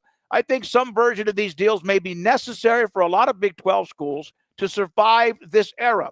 Utah President Taylor Randall also said these deals carry risk, but doing nothing carries risk too. Yeah, it's a fair point. It's a good point. I don't know. Like I've tried to keep an open mind about all this. And by the way, Chris Karpman has entered the chat, and I'm curious his thoughts on this as well. But I think that, you can't do nothing. You have to be really smart about who you partner with when it comes to this, that gives you the latitude that you need to do what you want to do, because this is new territory for college athletics. And it has to be, I keep going back to what Brett Yormark said to us when we asked him about it a couple years ago at Big 12 Media Days, when he said it's got to be bespoke to the Big 12. So it means it needs to be created for each institution. So you can't sit around and do nothing, especially when there's so much money flying around. All right, Chris Karpman joins us, SunDevilSource.com. He covers Arizona State like a blanket. let's start with that, Chris. What was maybe the reaction? The Big 12 is also looking at a $500 million equity deal if people want to get in it. Your thoughts, and what's Arizona State's take on it all? Yeah, private equity is a slippery slope. I think what you have happening right now is a lot of the schools that are not in the Big 12 or the SEC are thinking about how that they can stay relevant and attached to economically, so that in the event that there's an additional consolidation round, that you get to the two super conferences, playoff expansion, that they're part of that process, right? And what's happening is schools are being priced out in terms of success because it costs so much now. Revenue share is a huge impact. NIL is a massive ask for boosters and benefactors. And then you have the coaching salary costs soaring. It's very difficult financially to make a lot of that work. And I view private equity as a bridge that the Big 12 and Utah and some other schools are looking to try to secure their ability to get to the next place in whatever that iteration looks like in college football. Do you think Arizona State will take the $30 million? I don't know. I've been inquiring about that behind the scenes. I think that there is some interest. It depends on structuring and a lot of these other sort of finer nuances. Michael Crow, ASU's athletic director, has always been a big supporter of having a big open tent. The ASU has 26 varsity sports. That's the most in the Big 12. It's a multi-billion-dollar university that's been enormously successful outside of athletics. I think he also at the same time is very hesitant to want to contribute to pushing things in more of a professionalized model. Whether that's realistic or not aside, I feel like he's in a difficult situation because what's happening right now in college athletics is sort of against his ethos of what he really wants an athletic department to be. And then right now there's a microcosm event that's really significant with Kenny Dillingham's contract negotiations and interest from Michigan. And I think we're in this really critical phase right now to see which direction that Crow wants to go with things. So, Chris, on the Kenny Dillingham front, I mean, the craziest coaching carousel we've ever seen, and it seems like maybe Arizona State's on the other side of that, and then this Michigan situation opens up the way that it has. And while there's been plenty of reporting that maybe Michigan's not looking that way, at least initially, it just kind of remained out there. And now to the point where it's remained so much, and Kenny Dillingham's been asked about it and talked about it so much that it's become a much bigger thing than maybe it was a couple of weeks ago. How big of a question mark is there right now as far as Kenny Dillingham, despite all that he said, and this Michigan situation, and just what's kind of the vibe and how it's all sort of, I guess, explainable and unfolding from the Arizona State perspective? Yeah, there's so much to unpack with this. Taylor Lewan, busting with the boys, former high school teammate of Kenny Dillingham at Chaparral, who went to Michigan, along with Dave Portnoy and other people who are prominent in media, have been really pushing and advocating for Dillingham's candidacy behind the scenes. And that, I think, is what led to Pauly Market and Kalshi having Dillingham as a favorite until I reported that he was in contract negotiations and close to a new deal with ASU. But that deal hasn't been done yet. And you can tell that Dillingham is still trying to get everything that he would like for his support staff, perhaps something regarding a buyout or offset language based upon his comments after Tuesday's practice.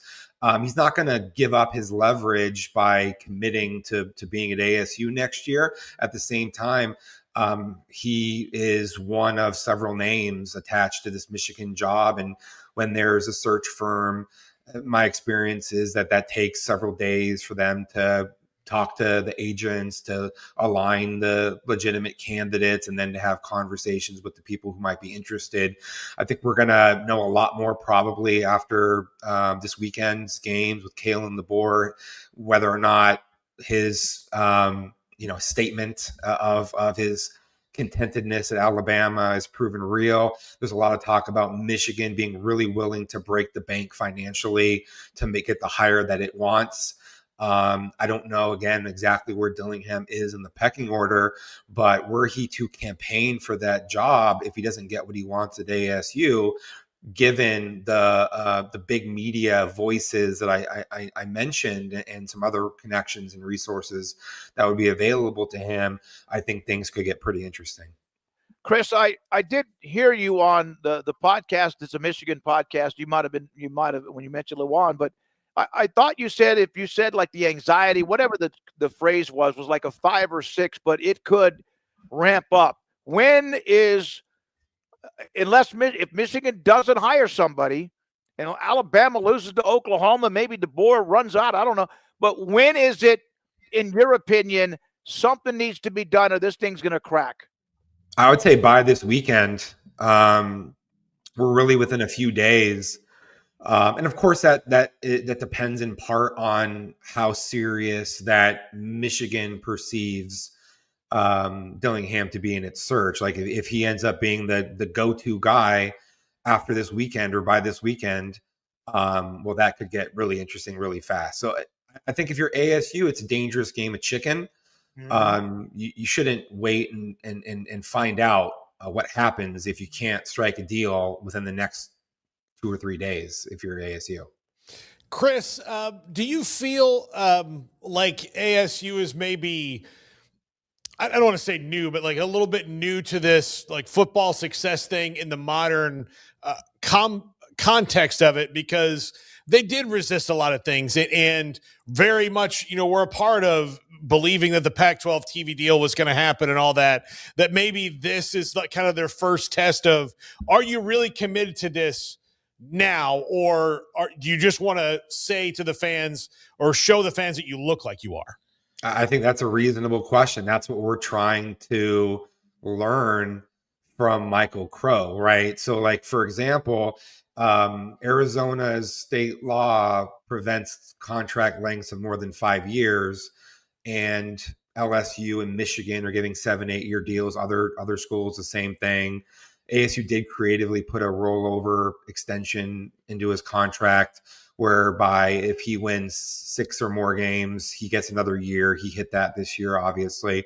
But the real question becomes, what if Michael Crow, ASU's president, decided, hey, this is all just too expensive, or it's not really the road that I want to continue to go down, and he pulled support for NIL? Well, then it would be very difficult for Dillingham to be successful in an era where everybody expects to get paid among the good players. Like, that is a huge potential damaging thing should Dillingham turn down some opportunities, perhaps Michigan, remain at ASU, and then the rug gets pulled out from under his feet in terms of the financial support, which is a requirement to success. Like, it's not optional. Like, you have to do that. And I think that's what's going on here, is that Dillingham and his agent are really trying to leverage this situation such that ASU is all in. ASU is financially committed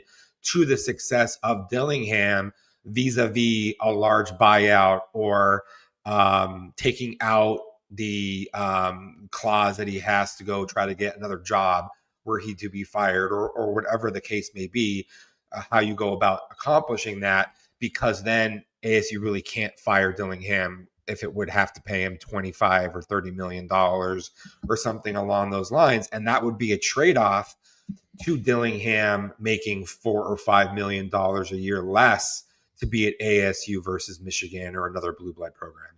Chris, is there any magical cookie guy like in Provo that can just pony up a bunch of money and get everybody on board? No cookie guy. No oil tycoon, right? Like Texas Tech. These are the challenges, right? If you have a billionaire benefactor who's willing to circumvent whatever college sports commission, NIL structuring that there is, and just give players several $1 million or $10 million or whatever it is, Cody Campbell and types of people in the world who are campaigning against everybody signing on to the College Sports Commission because it lessens their advantage. Without that, it's really difficult. And this is why at a place like ASU, which has fantastic university benefactors who really haven't been come out of their pockets that much for athletics, it's almost incumbent upon Michael Crow to say, hey, we also need you to support athletics. And that's how you get your name on buildings at ASU. And that's never been the case at ASU. And there's a question that I have, and a lot of people have, as to whether he is really all in and willing to do what it takes to allow football to be successful at ASU in a sustainable way. Yeah, and for ASU, I mean, I think those donors need to know it's now or never, right? Like the timing of college football, like it's now, and especially with the guy that you have, this homegrown guy who clearly loves to be there. So hopefully those people get the right message. I was curious of what do you think led to the emotions from that media session a few days ago? I mean, is it just the pressure of all this outside talk and it making him uncomfortable? Is it like just kind of how did you interpret that in the moment? And what do you think kind of led to just that overflowing of emotion for Dillingham? Yeah, I think there's a lack of understanding about Dillingham, like outside of the Valley. This is a guy who cried at his introductory press conference. Right. Then he cried at the team banquet after they won the Big 12 championship. I was there in the room. I mean, he was like, you know, there were like tears flowing down his face. Like he was sobbing. And then at this year's banquet, I wasn't there, but I was told by a bunch of people who were that he also cried in thanking the seniors and talking about how much that they meant to the foundation of what they were able to build at ASU. And then I just think that he is somebody who feels things very deeply about his connection to the Valley and ASU and what this means to him. And I think it got misinterpreted by a lot of people. You know, people find what they want to believe in things, right? Like, oh, that means he's leaving. He's emotional because he knows he's leaving, or whatever the case may be. I just think that this guy is very touched by having the opportunity to coach ASU football and what he wants to be able to accomplish here. And the challenges of trying to make that happen are quite difficult. All right, Chris, thank you, man. It seems like he's so torn. He doesn't want to leave. And yet, you know what? He's got to do what's best for not only himself, but his staff and whatever they might do, if it's Michigan or not. But, man, I can see that pressure, the burden on his shoulders. Great stuff. You're the best at covering them, man. We love having you on. And keep it up, and we'll have you on again whenever there is a decision with Kenny Dillingham staying or possibly leaving for Michigan. Have a great week. Thanks, guys. Appreciate you having me. SunDevilSource.com does an incredible job. Arizona State in the crosshairs of what are they going to play the game or not? And not everybody wants to play the game. When we come back, Baylor men's basketball coach Scott Drew, as they have games left in non-conference before the absolute sledgehammer of the Big 12 starts in early January, plus Zack Gelb with Infinity Sports Broadcast Network, who is no longer going to be there after this Friday. His thoughts and emotions on that next on 365 Sports. IdealMRI.com with Dr. Rob Maxey and his staff with a great business inside the Central Texas marketplace off I-35, the southern part of Waco. I have been a patient, and I'm also now a client, and they're also a customer for me and a sponsor of 365 Sports and the title sponsor from day one when we launched back in April of 2020. Dr. Rob Maxey said, I want to get involved in this, and he has been with us from the beginning. I appreciate what they bring to me and also is available to you. A state-of-the-art imaging machine, an MRI machine to find out if a muscle or a ligament is damaged. Is it torn? And if it's not, then why are you feeling like so sore or pain in a certain part of your body? For me, I've always kind of struggled lately with my lower back that creates issues in my hip. That's getting better, but we had to figure out what is going on. And they can do that. Get your doctor to refer you to have an MRI at Ideal MRI, $497 or less every single time at IdealMRI.com. In too long, Baylor men's basketball coach Scott Drew, and I always like to open up with Baylor men's basketball coach, national championship coach, and I know it's been a while, but I mean that's in forever. Is this time of the year, you have a game coming up later this week, and then you got 3 non-conference games, and then the bangers. Is this more about practice, Scott, or is this about playing games? Which is more important right now? Well, right now, finals is the most important thing. Our guys will finish them up, and then what we will do is then we'll start to work on us. And how can we get ourselves better? What areas do we need to improve in before conference? You're playing games, which you got to win, but at the same time, it's an NBA schedule without class. You have plenty of time for weights, film, individual skill work, and then nothing but basketball. So it doesn't get any better than that. Plus, we do have the holidays, so it's always mentally, guys need to go home. They need to regroup, refresh, and we're blessed to have a good break where they can do that this Christmas as well. I want to bring up Christmas, just what Cameron Carr's doing. He's having an event today at Dick's Sporting Goods at 4:30 to raise enough money and get gifts or whatever for 5 families in the area. He was with Tennessee. He was marinated on the bench because of the red shirt last year. What kind of young man? He's a great player. What kind of a young man is Cameron Carr? Well, first and foremost, he comes from a great family, and the apple doesn't fall from the tree. And his dad is as athletic as it gets, and Cam got that. Although Cam's dad will say that mom's where the athleticism comes from. So Cam's dad, remember, was runner-up to Kobe Bryant in the slam dunk contest in the NBA. So somebody that a lot of potential, a lot of ability, highly touted out of high school. And at Tennessee, Coach Barnes, great program, helped develop and get him to the spot he's at. But at the end of the day, this year, he's really playing with a lot of confidence, taking what he's learned in high school, what he's learned at Tennessee, and being able to put that on full display. And I think Cam's always been a good teammate and somebody that is enjoyable to coach. And again, blessed to have him part of the Baylor family. Him giving back, that's one of the best things about NIL, is seeing your players have opportunities to give back and help out in the community. And I know he gets that great influence from his family. So I think what you should be able to do is lobby the NCAA and the Big 12 that you take Cameron Carr's stats this year, put them last year. You win about 8 to 10 games more than you did, and you're probably in the Elite 8, right? Yeah. So what's crazy is his time in Tennessee. After 2.5 games, he had already scored more points, I think, than he did his whole time in Tennessee. So, but again, he was playing behind some really good players, and as we all know, if you improve every day, your opportunity comes. And when his opportunity came, he was ready for it. So he deserves the credit. Playing over in Germany, I think, was really helpful and beneficial for him, just to get that game experience that he missed last year and be able to get the confidence that came from that as well. So you have, as always, you have young youth. You had a lot of players transfer in. We had you on maybe even back a few months ago on that. But with what Tunde Yesufu has done, averaging 17 points a game, I know that there are some things he has to clean up, but did you expect that much offense from him this quickly? Well, to be honest, we didn't know what to expect with the whole team. So we didn't have a lot of stuff to look back in the past to understand. But we knew he was going to be successful. Did we have a point total? No, because a lot depends on the team around you.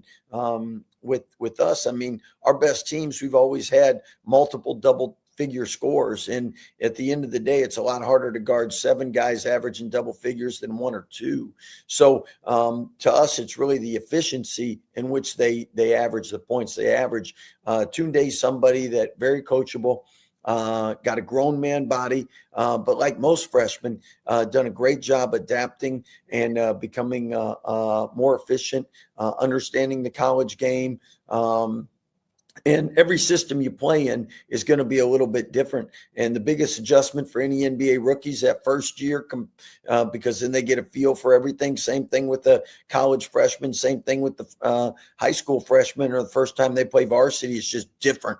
And Tunde's somebody physically that can play at any level. But obviously, there's always an adjustment to schemes. And I mean, in college, one of our scouts, every day we have, I should say almost every day, we have NBA scouts here. And one thing that I love to hear from them is just, your system translates to the next level. So it really prepares guys. And that's a big reason we've had so many successful in the NBA and so many drafted in the NBA. And so the good thing is when people leave Baylor and if they're blessed to get to the NBA, the adjustment is not as big because we do so many things similar. Is also not only you creating or helping mold them and be in the NBA level, Scott, but is the NBA a lot more open and free game than college basketball? Gets kind of jammed up. No question. I think VJ talked about that this summer. It's kind of nice not to have two guys waiting in the lane for you. And you know what? It's kind of like high school. If you're a really good player in high school, you're getting double and triple teamed. And in the NBA, you can't get double and triple teamed because of spacing rules. And in college, you can do the same thing where you load up on guys and you make it, everything becomes crowded. At the same time, that does make you a better basketball player because you can learn from any environment you're in and you can improve from it. And again, no matter where you play in high school, playing in college, playing in Big 12, playing against other Power 4 schools or NCAA tournament schools, like, you get better. And that's what's great about the non-conference too, because there's challenges no matter who you face. If you face teams that don't have a lot of bigs and they got a lot of guards and quickness, well, now you got to guard 5 guys who can shoot the three. If you play against that size and length, well, now you got to learn to score over that. So, I mean, every day is a learning experience in an area, an opportunity to get better and get ready for conference. Because like you said, when conference gets here, that's a whole nother level, night in, night out. I use this term too much, but it's true. It's a battering ram. You've been a part of that battering ram. You've had it in your favor. You were one of those battering people, and you've also had where you get on the wrong side of that. It's a 4-game losing streak. How really, like, I look 4, 8, 17, 19, 10, 1. Those are just teams on your schedule who are ranked right now, among others. Really, is it just hard to explain, even though we've seen it now for so many years? Well, I think the biggest thing is you look, the top is never what makes a good conference. It's the bottom. And that's what makes that's what year in and year out makes the Big 12 so successful. I mean, the beginning of the year, a lot of teams, a lot of people, media, coaches, polls, different whatever. I mean, you had Colorado picked low, and shoot, they were one of the last undefeated teams. Oklahoma State, they've had a remarkable start. Arizona State almost won the Maui Invitational. So again, that's what makes the Big 12 so good. It's not 1, 2, 3, or 4 teams. It's top to bottom every night. There are no bad losses, just quality win opportunities. So Agbim, he's what, in the top 5 or number 4 or in the country? No, leads the Big 12, 4th in the country with nation assist to turnover ratio. Yeah, man, that's awesome. And again, one of your another new face for the program. Excuse me. Yeah, and Obi's somebody that that's really amazing, being someone that's been a part-time point guard. I mean, in Wyoming, he played off the ball just as much, if not more, than he did on the ball. So adjusting to that's like running back to quarterback, you know? So, I mean, that's a big adjustment. Scott Drew with us. They have, again, Alcorn State, Southern, and Arlington Baptist coming up pretty soon. So Jared Nunez, we know that he's out. You know, we prayers for him and the family. How much has that then forced you to do more or others to get more involved in, because he did a lot for you? Yeah, no, it's just like first and foremost, love Jared, family for life, prayers for him and his family, and somebody that's helped build Baylor basketball for 16 years. And just like if any team loses a player, loses a coach, anybody, it affects you. And I know you always hear in sports, next man up. But what it does is it does put more strain on everybody. And one thing that was great about Jared is when you've been in a place for 16 years, he knows exactly what you're thinking and what you want done. So that's irreplaceable. And again, praying for him over the holidays. Scott, last thing, we know what it's like in college athletics. You have an entirely brand new roster other than Carr, who was redshirted. How do you do it? I mean, literally, football teams are going to have 50 guys, 60 guys, and the coach changes. Seriously, how do you is it ever a point where you're like, man, you're fed up, or you just got to, you got to learn the ropes? Well, I think everybody can be fed up, just like I know you got a virus or something on your computer and you can be fed up, but you still need to use your computer. So figure it out because your life goes on. So same thing in coaching. I mean, there's a lot of things that coaches don't like about, would we rather coach people for 3-4 years? Would we rather see them graduate from our institution? Would we rather see them graduate, period? Absolutely. But at the end of the day, you're always going to adjust and adapt. If not, you're going to be left behind. So until we get more stability in our rules and just things that the courts can't change per se, then you got to be fluid. You got to be ready to call an audible at the line and go from there. How often, and I do promise this is it, how much have you already spoken with Doug McNamee, who I was told you pushed your chips in the middle of the table. You wanted, that's who you wanted, and you have a huge voice. What's that been like in just a few days so far? Well, first and foremost, President Livingstone's the one that we have confidence and trust in her and the committee that did the process and selection. I never talked to them. They do their thing, and they're great at what they do, so we can focus on what we need to do. At the same time, Doug it's hard to be a Baylor guy, or it's hard to live in Waco and not know the McNamee family. And somebody that had a huge deal. Look at all the Waco success, from him working with Ian to Mac to Magnolia, and helping Waco and the community grow, Baylor grow. It's awesome to have one of our own, and he's going to do a great job. And I know everyone that knows him has no doubt about that. And there's nobody that cares and loves more for Baylor and Waco than Doug. So that's really cool. Well, you're in that list too, man. You are too. Scott, thank you, buddy. Good luck with the rest of the non-conference. We'll see you soon. Thanks for your time. Hey, happy holidays to you. Thanks for all you do. Merry Christmas to Baylor men's basketball. This is 365 Sports. You don't want to miss our best price deals during the Black Friday sales event at Allen Samuels. This month, you can save big on the truck you've been looking for, like the new Rams. Designed to be durable, functional, and stylish, Ram trucks give you that first-class feel. With premium options like luxurious leather trim seating, surround view cameras, and more. Shop our great selection in-store or online today. Allen Samuels in Waco.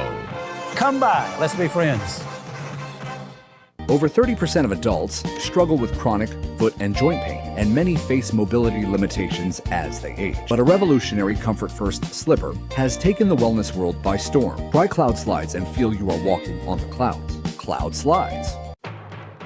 It's the Wrap Up the Year sales event at Allen Samuels Jeep in Waco. Drive home a new Jeep Grand Cherokee Laredo for the holidays for just $33,990. Or take $10,000 off Jeep Gladiator Mojave and Rubicon models. Plus a huge selection of Jeep Wranglers in stock and ready for immediate holiday delivery with special end-of-year closeout pricing.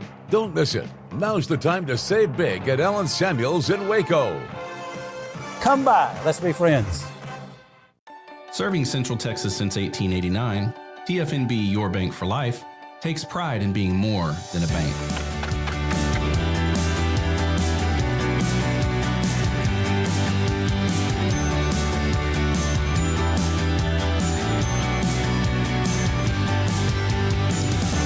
At TFNB, we remain committed to these principles. If you value them too, come join us. TFNB, Your Bank for Life. With over 25 years of excellence in IT, Carrion Solutions is your trusted technology partner. From managed IT services to cutting-edge cybersecurity, our expert team delivers tailored solutions that drive success. Our portfolio includes products such as Veeam, Bitdefender, Microsoft, Cisco, and Fortinet. Call David Carrion and his team of experts. Call 888-522-2221 or visit us at carrionsolutions.com. This is 365 Sports.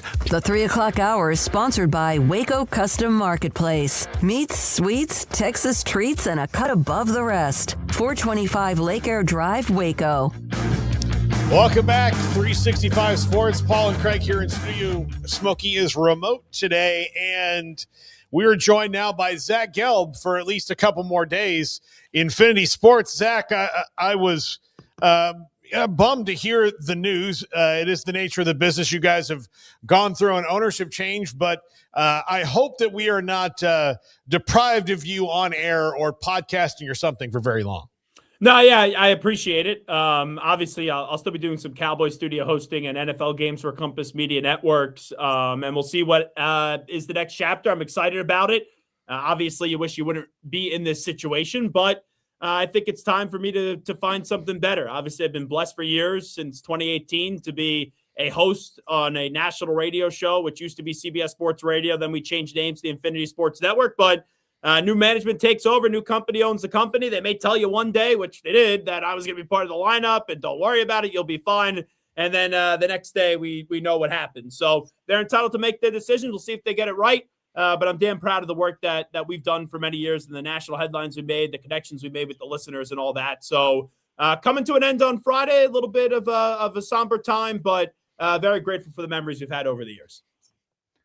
Zack, well, we wish you the best of luck. When I saw that news, it bothered me. Obviously, these ownership changes, it's a part of the business, as we've said. So, what's been your favorite moment other than when you got hired? And we'll get into the college football weekend too, and a few other things. But what was like your favorite moment doing that talk show? Yeah, I think answer is going to surprise people. When I first started, I did the 2 to 6 a.m. Eastern time shift, and we're on 300 stations around the country.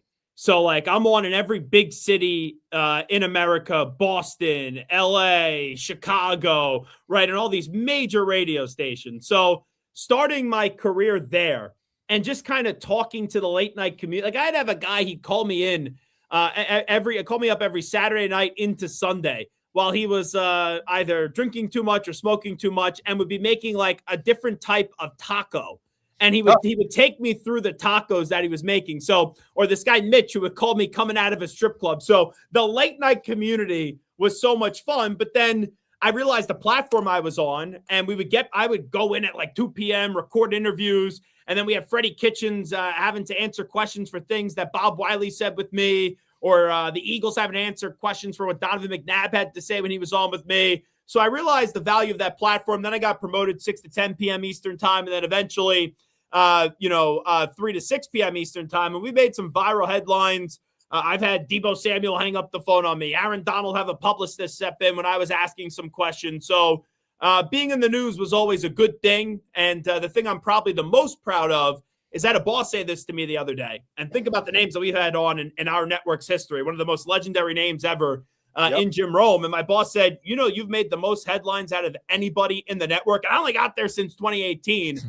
So I'm proud of what we did, but it's really the relationships with the listeners and being able to meet actually a lot of the listeners in person through the years, which is really cool. So the community is what I'm going to miss the most. Zack, to actual sports news now. Well, this is actual sports news, but to sports. Hey, this is an international story. They were writing about this in the UK on the Daily Mail. They may have got all the factual information wrong, but hey, we'll still take the pub. Exactly. There you go. I hope you get some good Daily Mail coverage. It's like not as big as the Royals, but like a little bit close. Yeah, just send me some tea and crumpets. All right. Yeah, we're going to need them. Zack, the CFP begins this week. What do you think is the best game that we're going to see, and which one do you think could be surprising? I think we'll have 2 close games: Oklahoma, Alabama, Miami, A&M. Ooh, geez, hot take, I know. I would say Miami, A&M is the better game, but the game I'm most curious about is Alabama, Oklahoma, and this could be one ugly offensive battle. The defenses are going to dominate here. The Oklahoma offenses look terrible for a while. John Mateer this last month, Ty Simpson last month has not played well, but it looks like Alabama with Jam Miller no longer on the injury report, they're going to get him back. So I lean Crimson Tide in that one.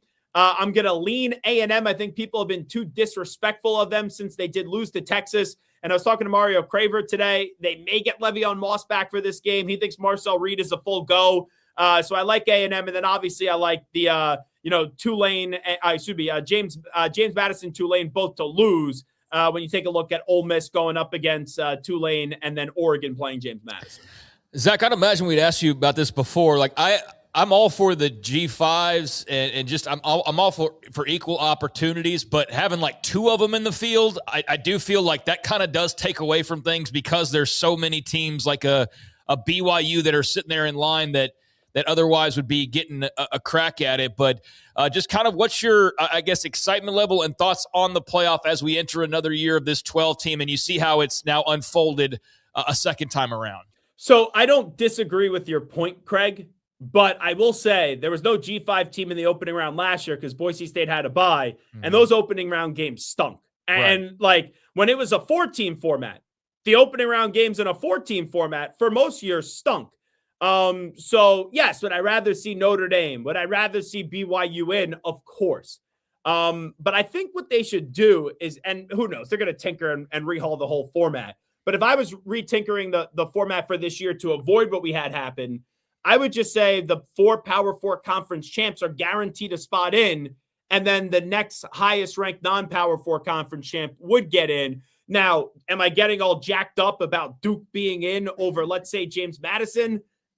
Probably not, but do I think a school like Duke has a better chance to pull off an upset against Oregon than James Madison?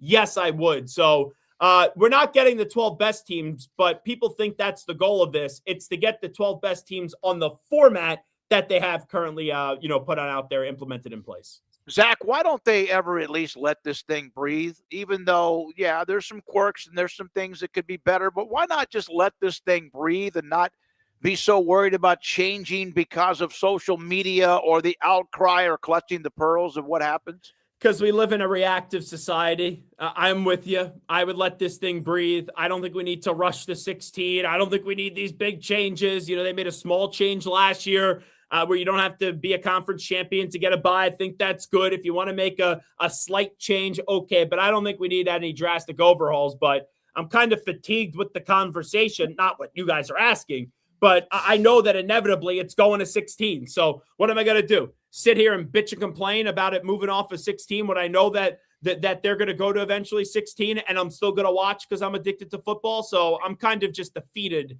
with the point, honestly. Zach, I just hope that when it does go to 16, we just have an option that makes it so we're not angry about it all month long. Like, okay, we'll still be angry. Here's the thing. Yeah. When it was 4, 5, and 6, we're bitching. When it's 12, 13, and 14 are bitching. When you go to 16, 17 and 18 are going to be freaking out. Newsflash, PSA, if you don't make it clear and obvious that you belong in a 12-team format, then maybe you don't belong, and I don't want to hear you complain about it. That's what I've been saying. Like Texas, you didn't get screwed. I know you can sit there and tell me, we shouldn't schedule Ohio State, but you did. You played the schedule that you did. So you went up against Florida and you lost to them. You didn't deserve to go. Do you think that Michigan has a big fish on the line, or do you think they're still kind of figuring out what the next steps look like? I still think it's Kenny Dillingham, Craig. He could sit there and deny it all he wants and go through the whole conversation and just give these answers and bloviate. Like, I understand that's your school, and there's other jobs that were available. I don't know how many of those other jobs really interested in him. LSU, clearly they were hiring Lane Kiffin. So would I have left this current situation to go to Florida or Auburn or Penn State? You got to think about it, but I don't think you have to go. When Michigan opens up and you're the head football coach at Arizona State and that's a top 5 to 7 job in the country, I think you got to take it. I do.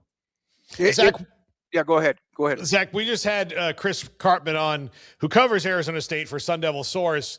And this is Arizona State's first test of, are you really going to support football and big-time college athletics, or do you just want to look like you are?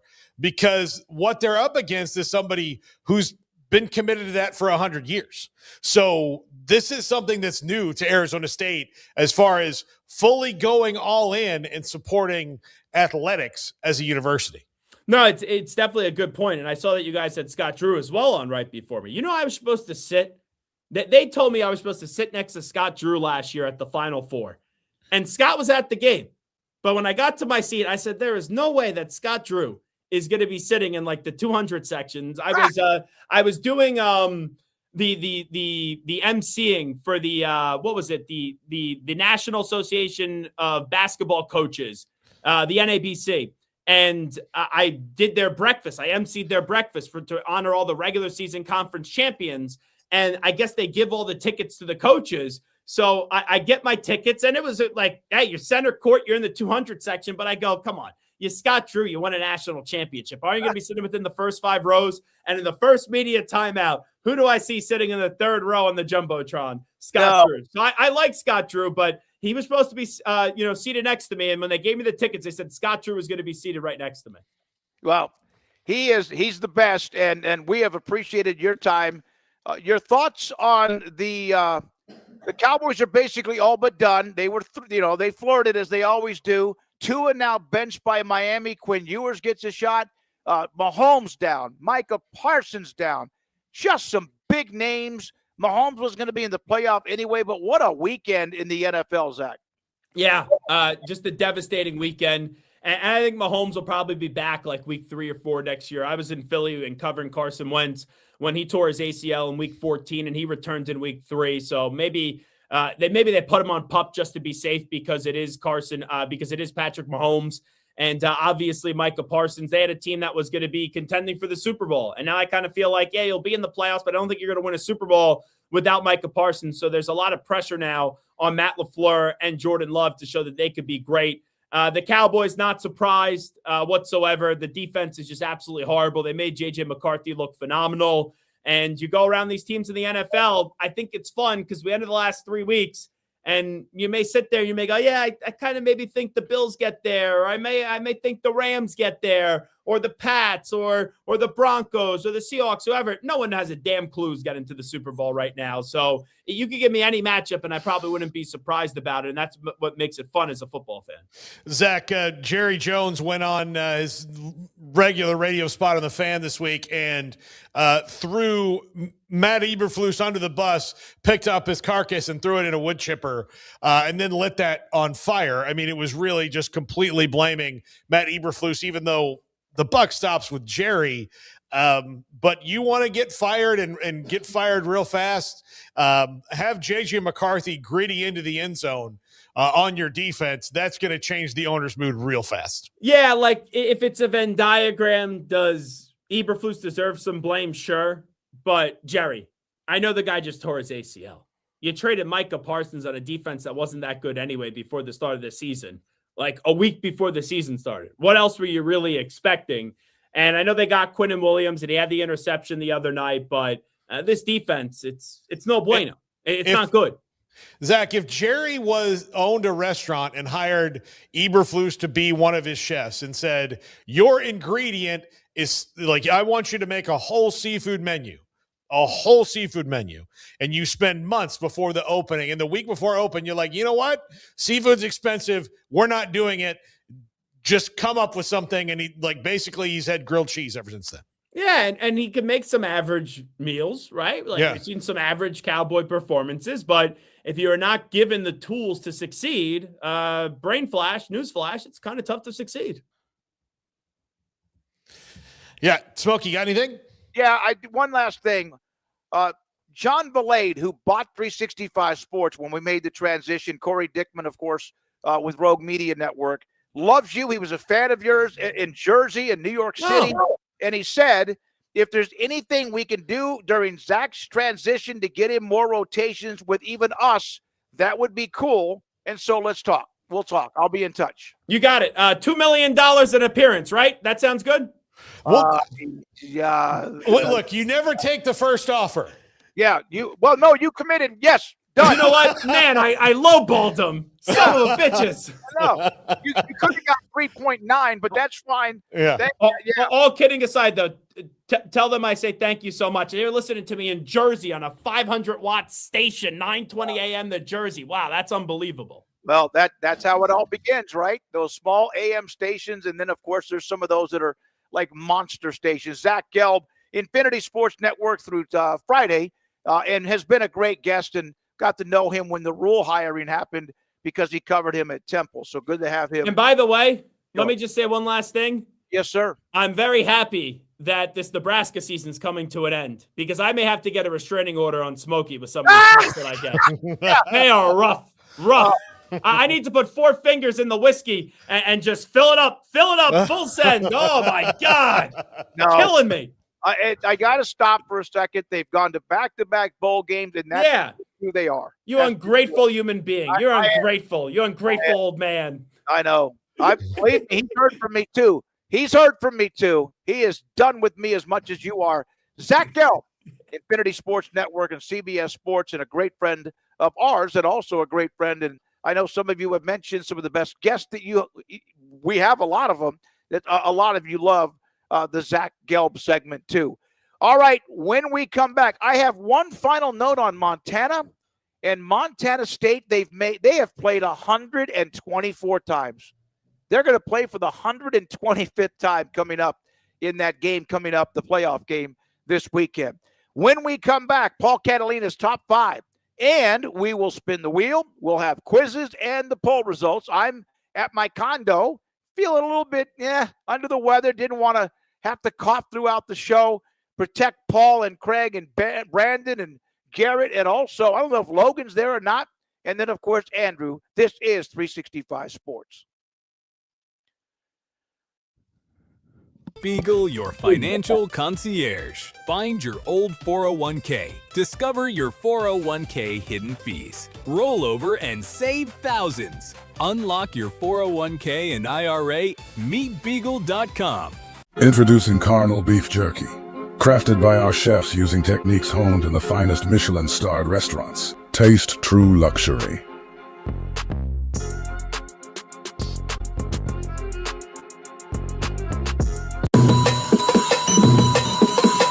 Extended vehicle warranties. Warranty providers have introduced a waiting period. This waiting period lasts for 30 days or 1,000 miles. Sign up on Chase today. Overwhelmed by your inbox? Clean Email is here to help. Organize, clean, and manage your emails with powerful automation tools. Say goodbye to spam and clutter and enjoy a stress-free inbox. Try Clean Email today at cleanemail.com. Chronic lower back pain. Take the assessment first. You get a 1-week trial. Just that 1 week can change your life. The success rate is over 90%. My name's Ryan Peebles, and I'm a doctor of physical therapy. At Dreamy, we believe that life can be upgraded in comfort, convenience, and joy.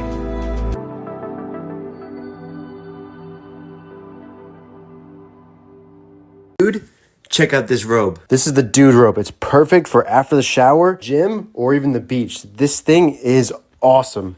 It also has this super premium towel lining to dry you off right away.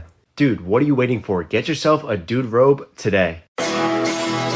This is Paul Catalina's Top 5. Welcome into Paul Catalina's Top 5. It's the Wednesday edition, which means it's Wacky Wednesday. What happens on Wacky Wednesday? It's just a regular Wednesday. We just like saying the word wacky. By the way, you know what's not wacky? The clothes at flagandanthem.com or the golf gear. All that there. 365 Sports is the promo code. Thank me later. You just put it in the comments. Thanks, Paul. Appreciate it. You're my hero. Just all those little things that are going to get me through the day. It's called having very low self-esteem and seeking my validation through the random YouTube comments of strangers. My therapist and I are working on it. It's not going well for him so far. Anyways, best landing spots for Sam Leavitt. He is in the portal. He's one of the best quarterbacks, if not the best quarterback and most accomplished quarterback in the portal. I actually thought had he had a healthy, consistent year at Arizona State and they stayed in contention for the Big 12 title all year, he might be jumping out in the NFL draft, but he still has probably another year of proven to do. So let's talk about where he's going to do said proven. Number 5, what about Vanderbilt? Look, they've got the number 1 quarterback in the country, Jared Curtis, coming in, but there's no guarantee that he's going to be ready to go right off the bat. And I'm pretty sure that Vanderbilt has told him that you're going to have to compete for the job. Look, what you're talking about with Sam Leavitt here, even though he has 2 years of eligibility left, is really a 1-year hitch with him. It's a 1-year deal, seeing how he can do for you and you can do for him. Vanderbilt, great spot for him to land. They have committed to the football program in a huge way now. Clark Lee's one amazing coach to be able to not only build confidence in Vanderbilt, but start getting recruits to start coming to Vanderbilt and prove that it's not just a one-off now that Diego Pavia is off into the expletive-laden wilderness. Number 4, Texas Tech. This is probably Brendan Sorsby. We probably know that right now. In fact, it's probably going to ruin any top 5 that I would potentially do about Brendan Sorsby. But just for argument's sake, let's pick the best landing spot. Well, I don't have to leave my conference. I can go make more money, and I can be in a team that's going to be pretty loaded for bear in 2026 on paper.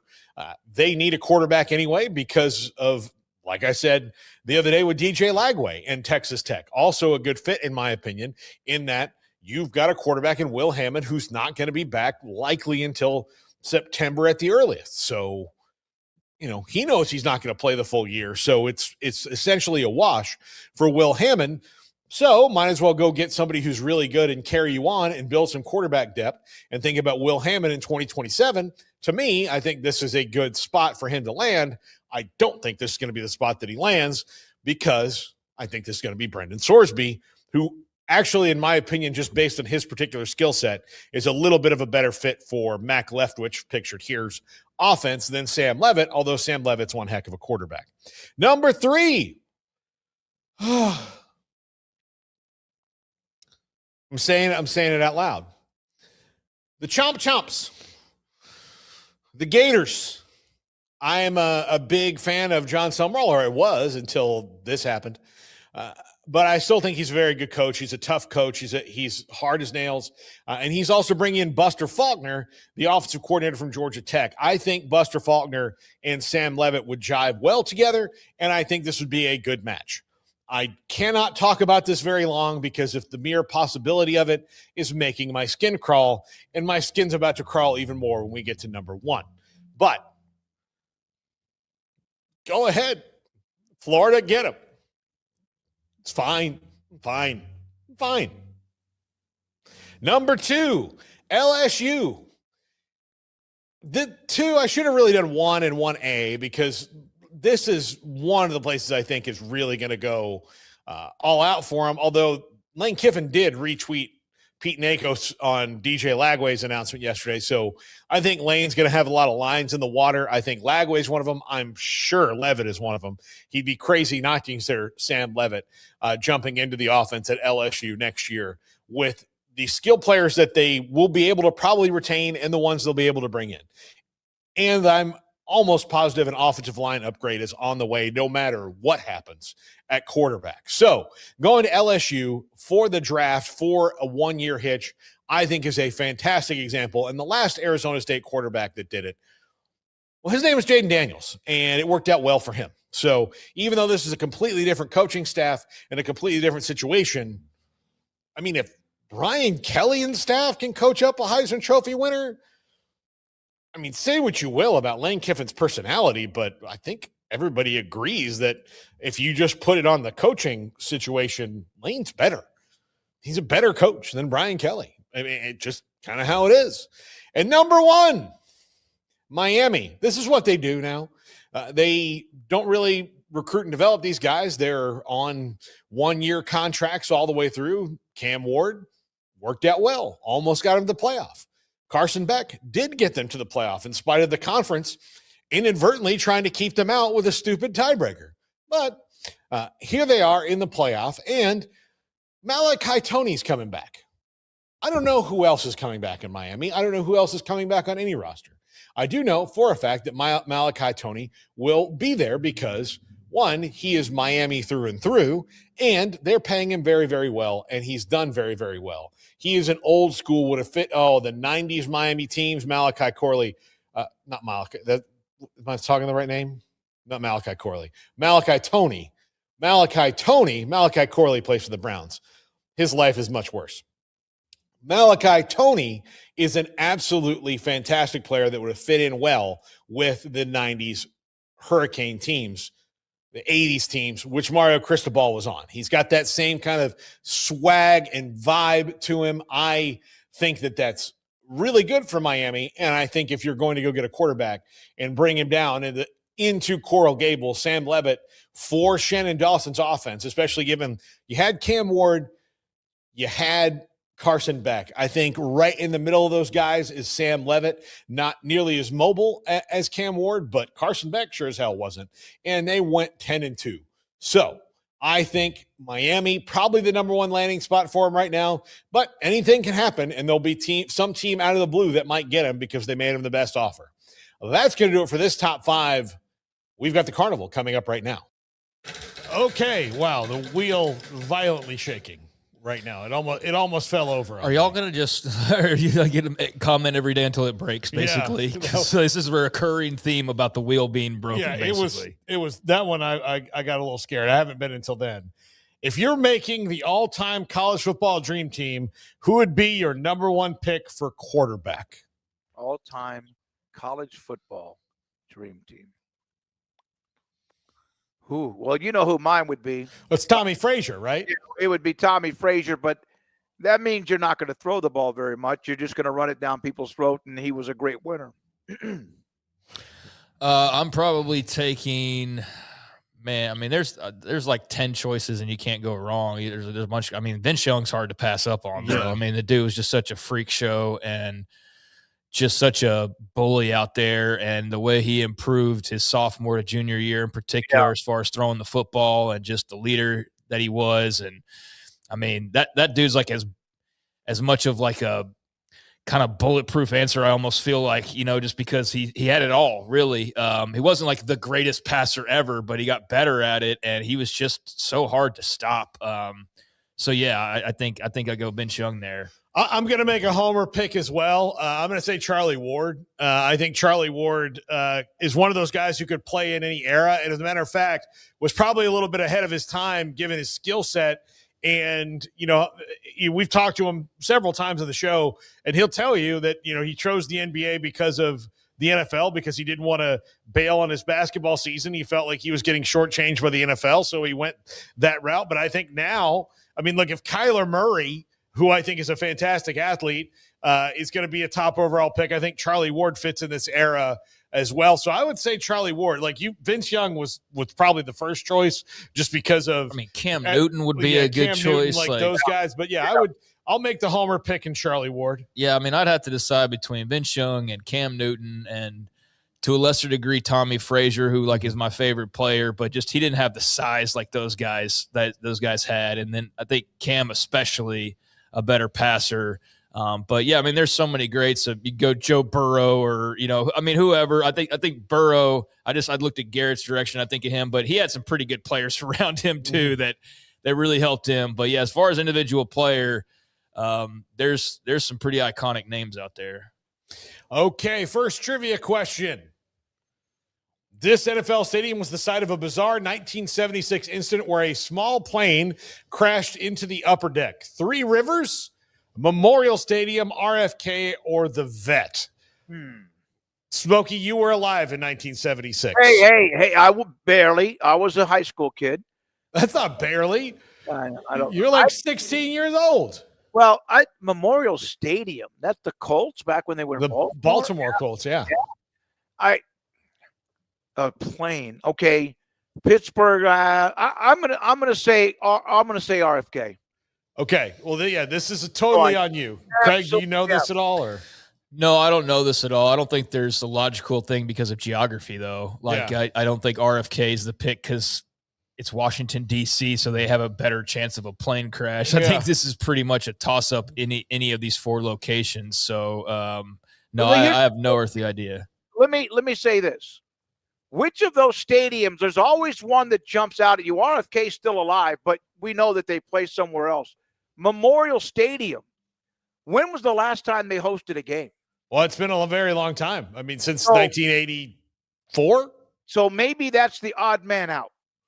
Okay. Yeah, I don't recall ever hearing anything about RFK in a plane crash. So Memorial.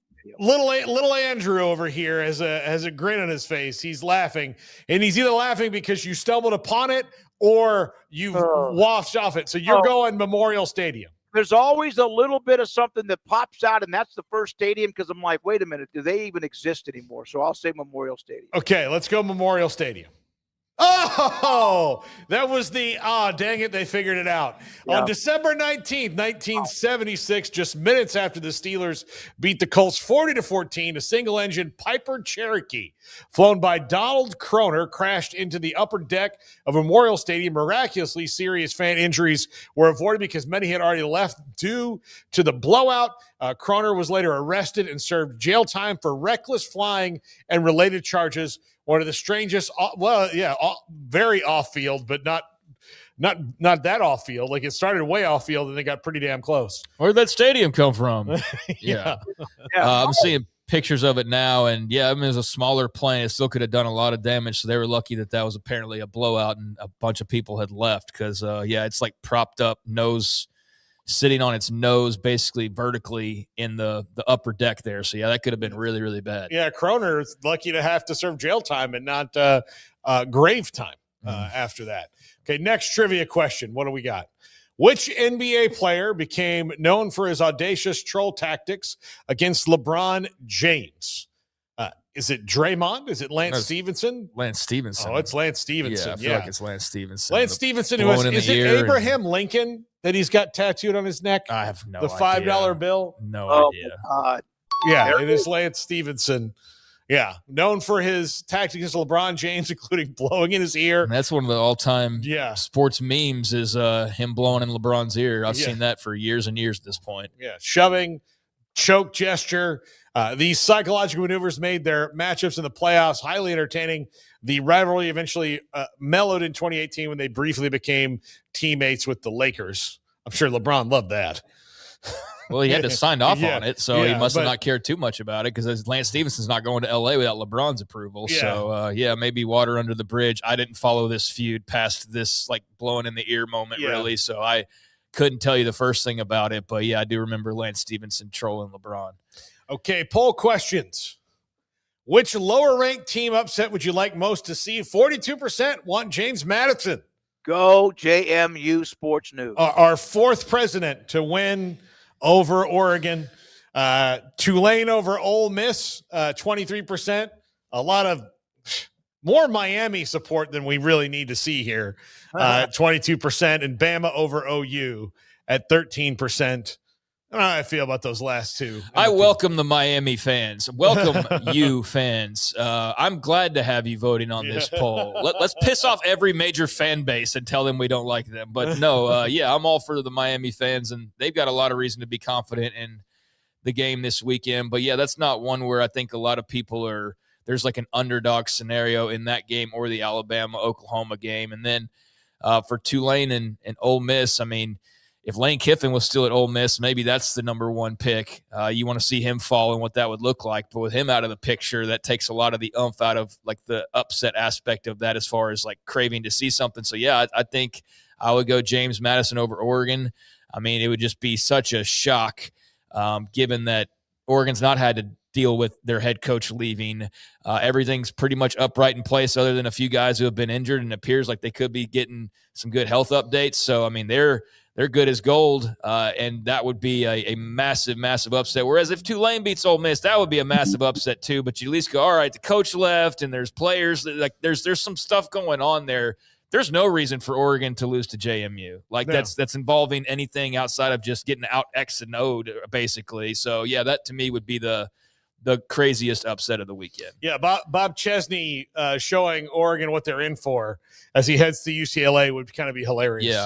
Yeah, absolutely. So, I mean, that's the thing. JMU's dealing with turnover. Tulane's dealing with turnover. Oregon's just sitting there. They're fine. Everybody else is kind of dealing with something or another as far as those two games go. So, they have every right to be confident, but that would result in an absolutely massive upset that would would have certain talking heads just, oh my God, I want to see it just to see how beside themselves they would be. Now, look, Dan Lanning's still there, but Oregon has lost both their coordinators to head coaching jobs. Okay, yeah, you're right. Right. So Dan Lanning's still there, but yeah, you're right. I forgot about Will Stein and Tosh Lapoy. Yeah. So they've lost both those guys. So I stand corrected, but I still feel like you losing your head coach is a little bit more of an uphill climb in Ole Miss's case than having Dan Lanning still in place, especially with the drama that it was with. Right, everybody else understands all these moves. Yeah. So that's it. Oh, here we go. Is Mendoza the best transfer story in recent memory? Yes, he changed IU forever. No, others ranked higher. 60-40 split there. So, the best transfer story, man, I don't know. Like, Baker Mayfield's a heck of a transfer story. But he went from Texas Tech to Oklahoma. I mean, Fernando Mendoza went from Cal to Indiana. It wasn't like he was joining some blue blood or multi-time national championship type of a program. So I think doing what Indiana's done is a bit more impressive. But I mean, I can see where others find other stories more interesting. I don't have a real firm opinion on this, but I do think that Mendoza has to be in the conversation, and he's an incredible story for just the whole package of not just him, but Cignetti and everybody else that's been involved in putting them where they are. So, I think that he's a really good one. I don't know if he's the best, but I don't fault those who say yes. Well, all right. The number one team in the country, have a chance to go unbeaten, win the national title. Even if they don't win the Heisman, it's going to be hard to beat that as far as legacy of a transfer quarterback. Yep. All right. Well, we're done now, Smokey. So all right, I'm gonna go stick my head in a thing of ice or something. I'm okay. I got by the way, I did find the thermometer. Oh, good. I think it said, I'm not sure, but it was the 99.3. Is that like a radio station, or is that that means you have a low grade fever? Nah, I'm fine. I'll be all right. I hope to see you guys tomorrow, one way or the other, but at least we know this works. Hope it did. Yes. Okay. All right. All right. You guys have a great day. Thank you, Paul and Craig. All right. There goes Smokey, and that's going to do it for us. We will see you tomorrow, and we'll see who's here. Well, Craig, anything? Please hit that like and subscribe button. Yes, please hit that like and subscribe button before you go. We appreciate that. Keep this show free and fun for you Monday through Friday. So got past 70. Want to keep marching on, and those likes also help a great deal as well. So if you do that on your way out, we would certainly appreciate it. Absolutely. That's going to do it for us. Night, everybody.